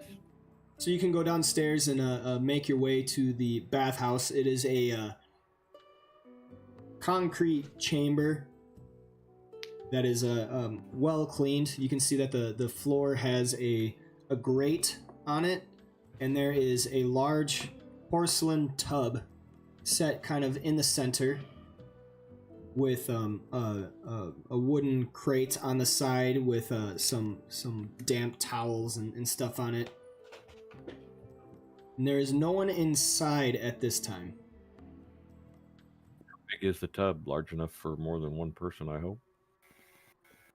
You could probably sit 2 people facing each other in it. It's a large tub. Onthar's stripping. He's going to take a bath. I mean, at least you guys took your vows first.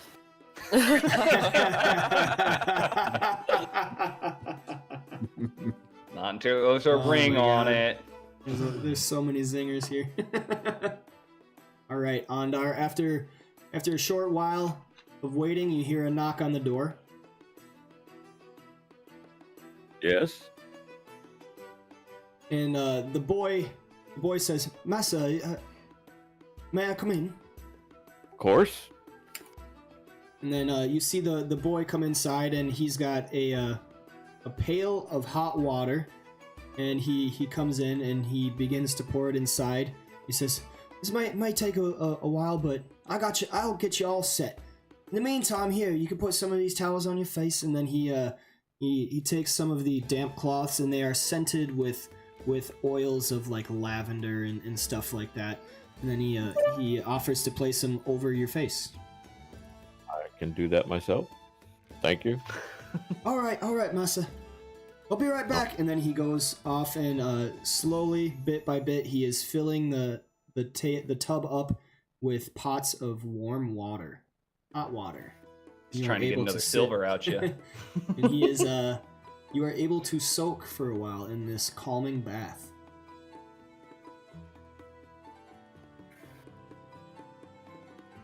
Okay, well, I will get in the tub and wash myself. All right, back to the other tavern. Freddy, what is going on with you? I'm still playing into the night till they kick me out. Oh damn! Playing to the break Here for a down. Why did everybody have COVID at the K-pop concert? What? Huh? In the chat. Freddy put that in the chat. Oh. Oh. No, Freddy. Why? Oh my god. Oh. Because the symptom of coronavirus Harsh. is a lack of Gosh. taste. Wow. Somebody in the Twitch chat is going to be unhappy. Yeah, hopefully there are no teenage little girls watching my channel. They would not like you very much right now. They're going to say so many mean things about you at the playground. Oh, Should we try to find Under My- and Knocked?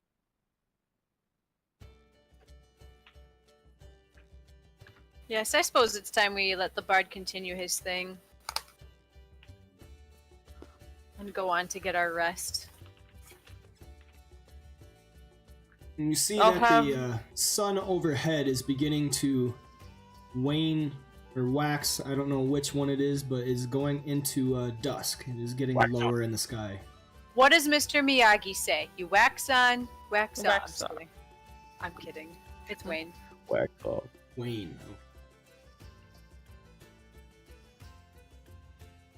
I have Greg sit on my shoulder, and then we asked Freddy if he would like to join. Well, I asked Freddy if he would like to join us to go find Noct and Ontharr. I believe they went to the wet dog, did they not, to get runes, right? They said that on Yeah. the way out. Yes. Would you like to join us? Ah, Going no, over to the wet shop. no, I got this crowd bumping in my favor. I'm gonna try and ring them for all they got. I'm going to make some fucking heads explode.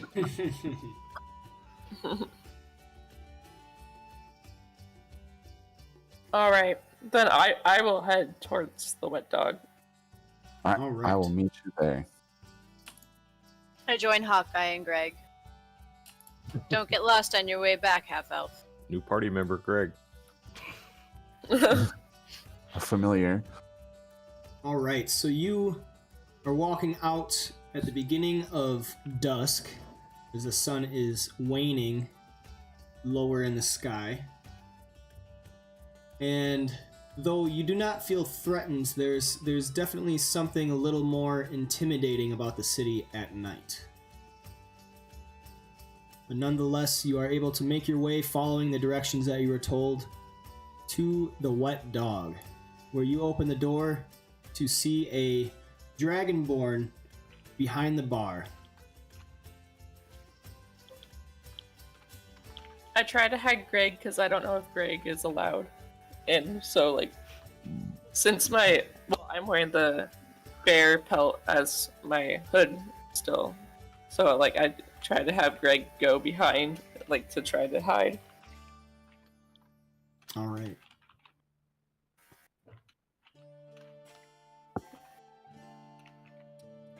And then I'll ask Yervin, do you want to talk to him or do you want me to?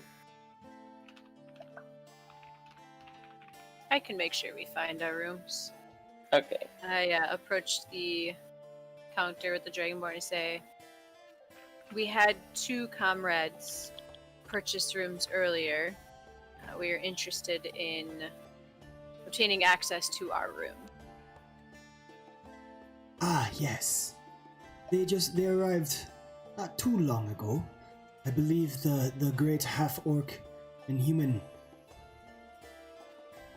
Yes. Yep, that is exactly who we are speaking of. I believe the human is in the bath currently, but you might be able to find the half-orc up in the rooms. Hold on one moment. And then he goes behind the bar in a little private area, and then comes back and says, Evan can show you to your rooms. And then you see a small boy, about 16 years of old. Follow me, I'll show you to your rooms. Then he guides you up the steps to a long hallway with 2 doors across from each other. I think the big one's in there. Your room must be this one. And then he points to the left. All right. I give him 1 silver piece and I say, thank you very much. Oh, wow! You guys are awesome! And then he runs off with his money again. Kid's definitely getting killed later. Yeah, he's gonna drink himself to death and get killed for it. One way or another, he ain't seeing tomorrow. No, getting himself killed. Can I try to see if there's no pets allowed? Quote unquote pets. They didn't notice. You hid the bird pretty well Okay. from them. Do we want to go in our room or do we want to go in and talk to Nock?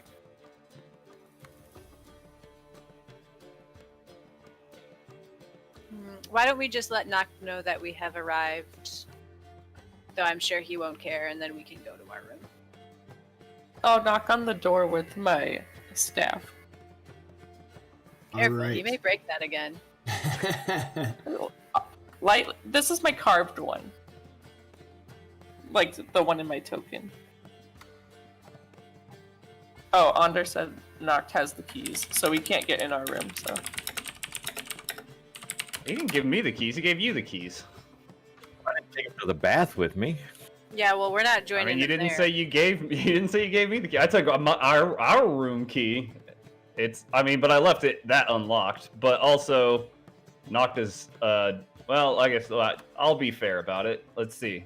Is he asleep? No, I guess he's. But he's gonna be grumpy. Ooh. Alright, knocked. You hear knocking on the door. Someone's knocking at the door. You're not getting any more tips in here tonight. Do not disturb. Nock, don't make me trip you again. So you admit to doing it on purpose? No. Too groggy for that. That doesn't register with him yet.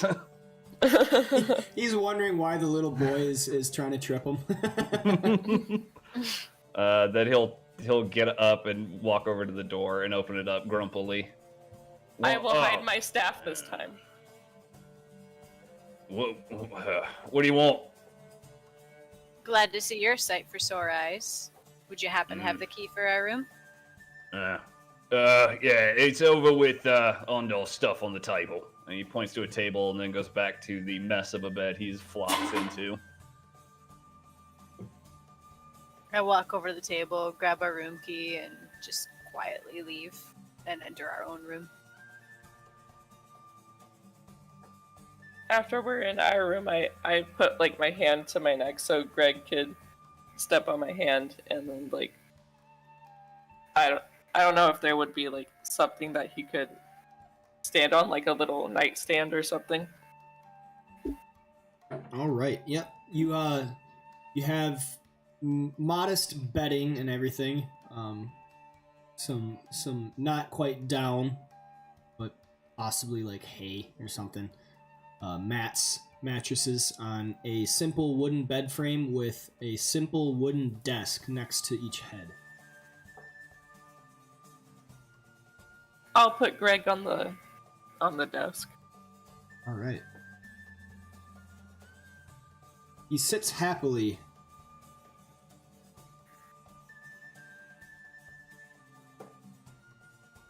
I'm kind of glad that they didn't notice Greg.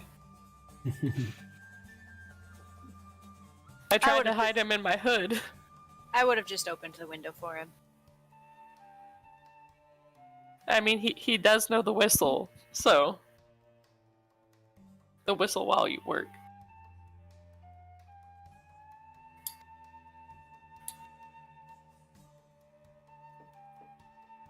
It's like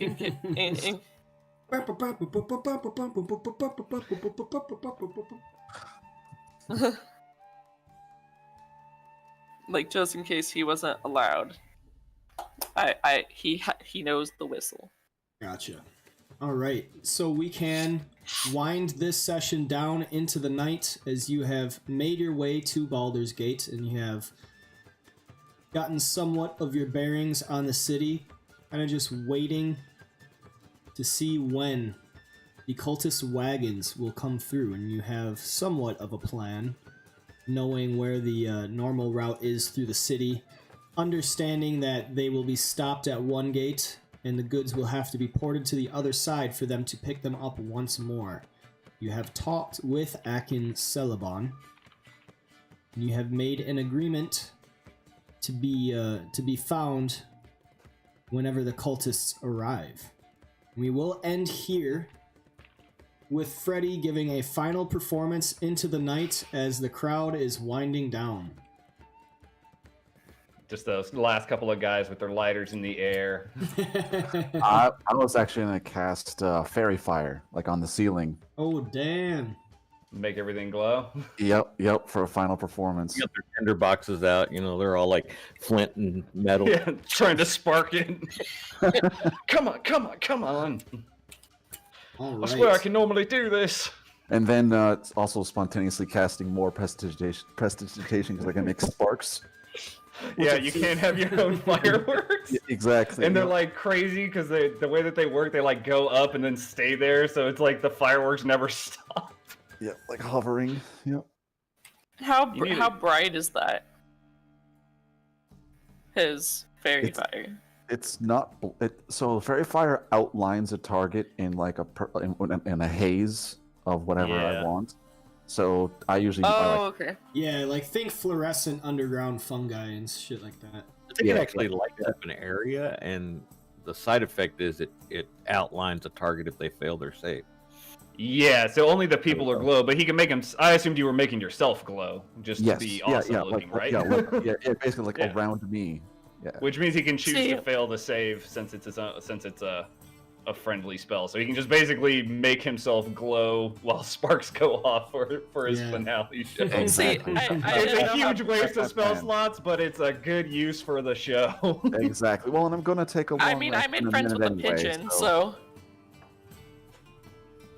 But no, like, I didn't know if there was a window nearby to where, like, we could see the light. So that was my thing, because otherwise I was just gonna point and I was gonna say, like, oh, looks like Freddy's about to.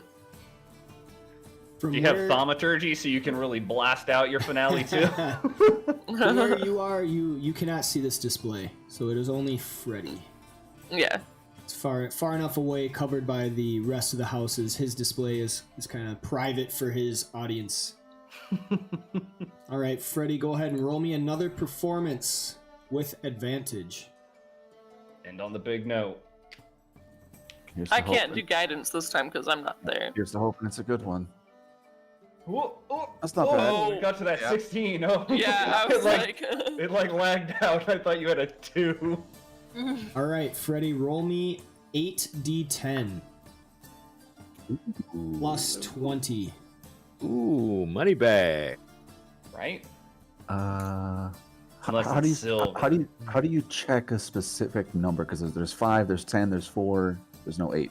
Do Just grab it 5. and then right click. Yep, and then click the amount of times to make it 8.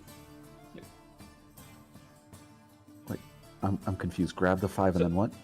If you hold a die and right click, you'll spawn one additional die in your like digital hand. So open up, click the 5 to Oh, 5 I got times. Yep, and then click the right mouse. 1, 2, 3, 4, 5, 6, 7, 8. Okay, there you go. Wow. Oh, I didn't add 20. So 66, 65. Okay. You get 65 copper pieces and roll me 4 There's a fucking roll me not even a 46. single- There we go.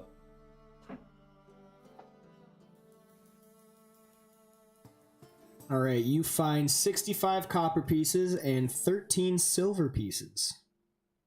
from your That's not crowd. bad. That's a gold and a half or so. Copper. Kind of shows you what kind of crowd the laborers are in this city. 6.5 silver and plus the 13, so total of like almost 20, almost 2 full gold. I'll take it. All right. Then with that, I head back to the Wet Dog. I probably had a few free drinks by then, so hey, this is the Wet Dog, right? Did you add the treasure? Yes. Okay. I already added ready. Yep. At this point, you open the doors to see a dragonborn standing behind the bar, and suddenly he regards you. Yes, sir. This is the Wet Dragon.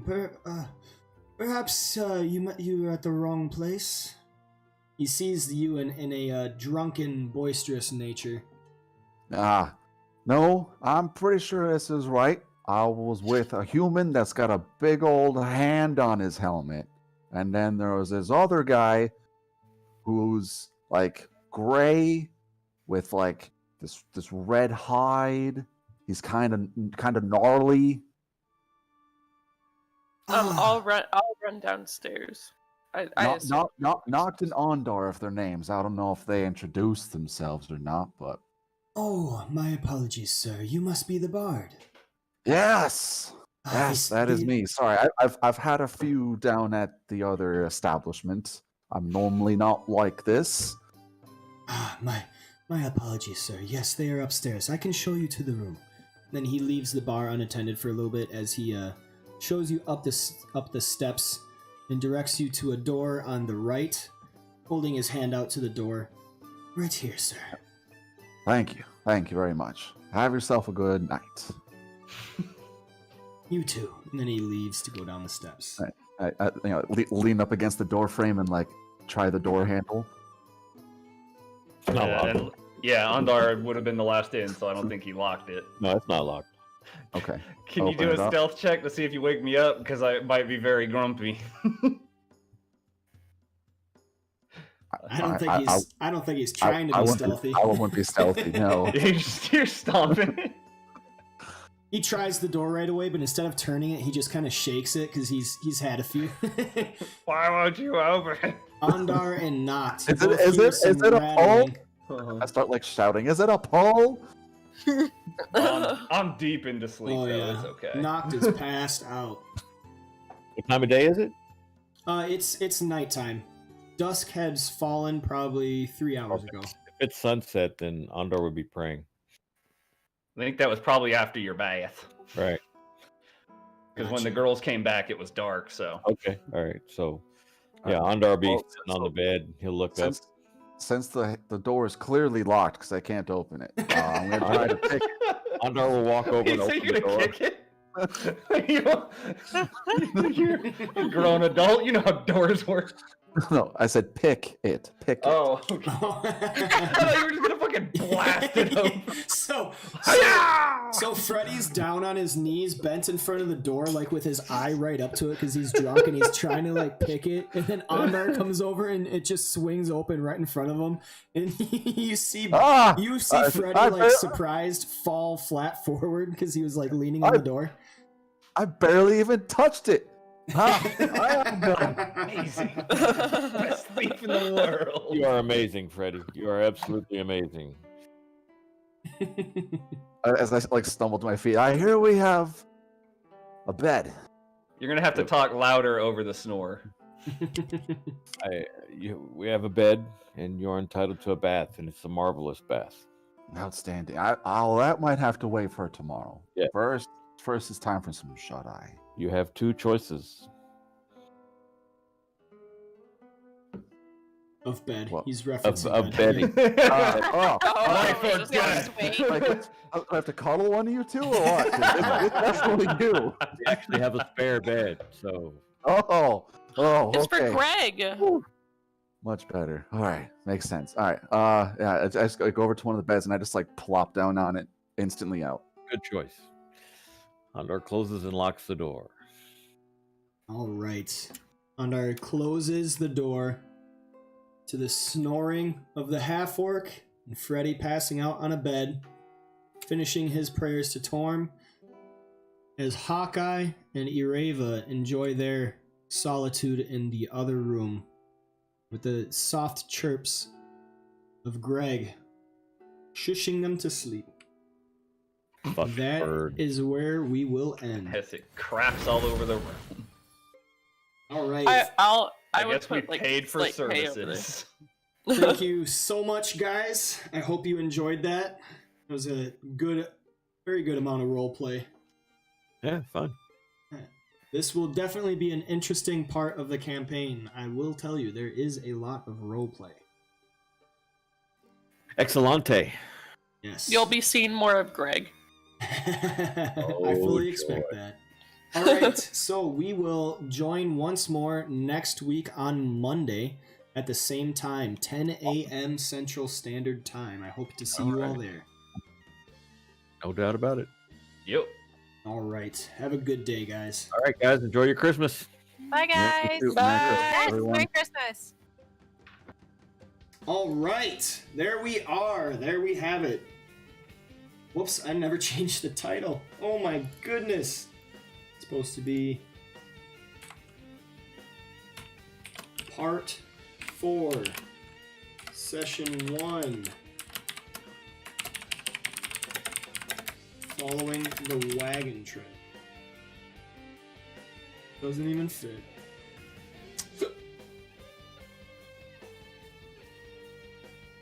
Let's see if that. I'm perfectionist and I gotta do this shit. Width 5300, 6000.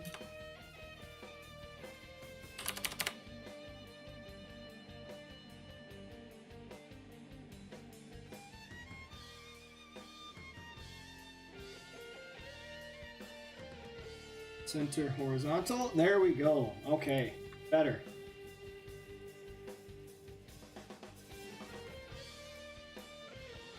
It fit perfectly. Whatever. I got it. All right. So thank you so much, everybody, to tuning in. I actually saw I got up to 4 viewers. Definitely appreciate that. I love having new people. I love seeing people in the chat. Saw Hip Hop Hokaji DM. What is up, man? I think you were actually in my Discord. Glad to have you, man. So yeah, this was my 5th edition campaign group, the Hoard of the Dragon Queen. We are going to be taking them through the Tyranny of Dragons adventure module. Having a lot of fun with this group. Have quite a few players kind of coming in and out, and they have made their way to Baldur's Gate. Is this? Maybe I can get a better map. I don't know. But yeah, every Monday at 10 a.m. check out my stream. I host this game, and then every other Wednesday, it's actually kind of been on and off recently, but I run a 4th edition group through the Scales of War campaign. Definitely check that out. Have a lot of fun with that group as well.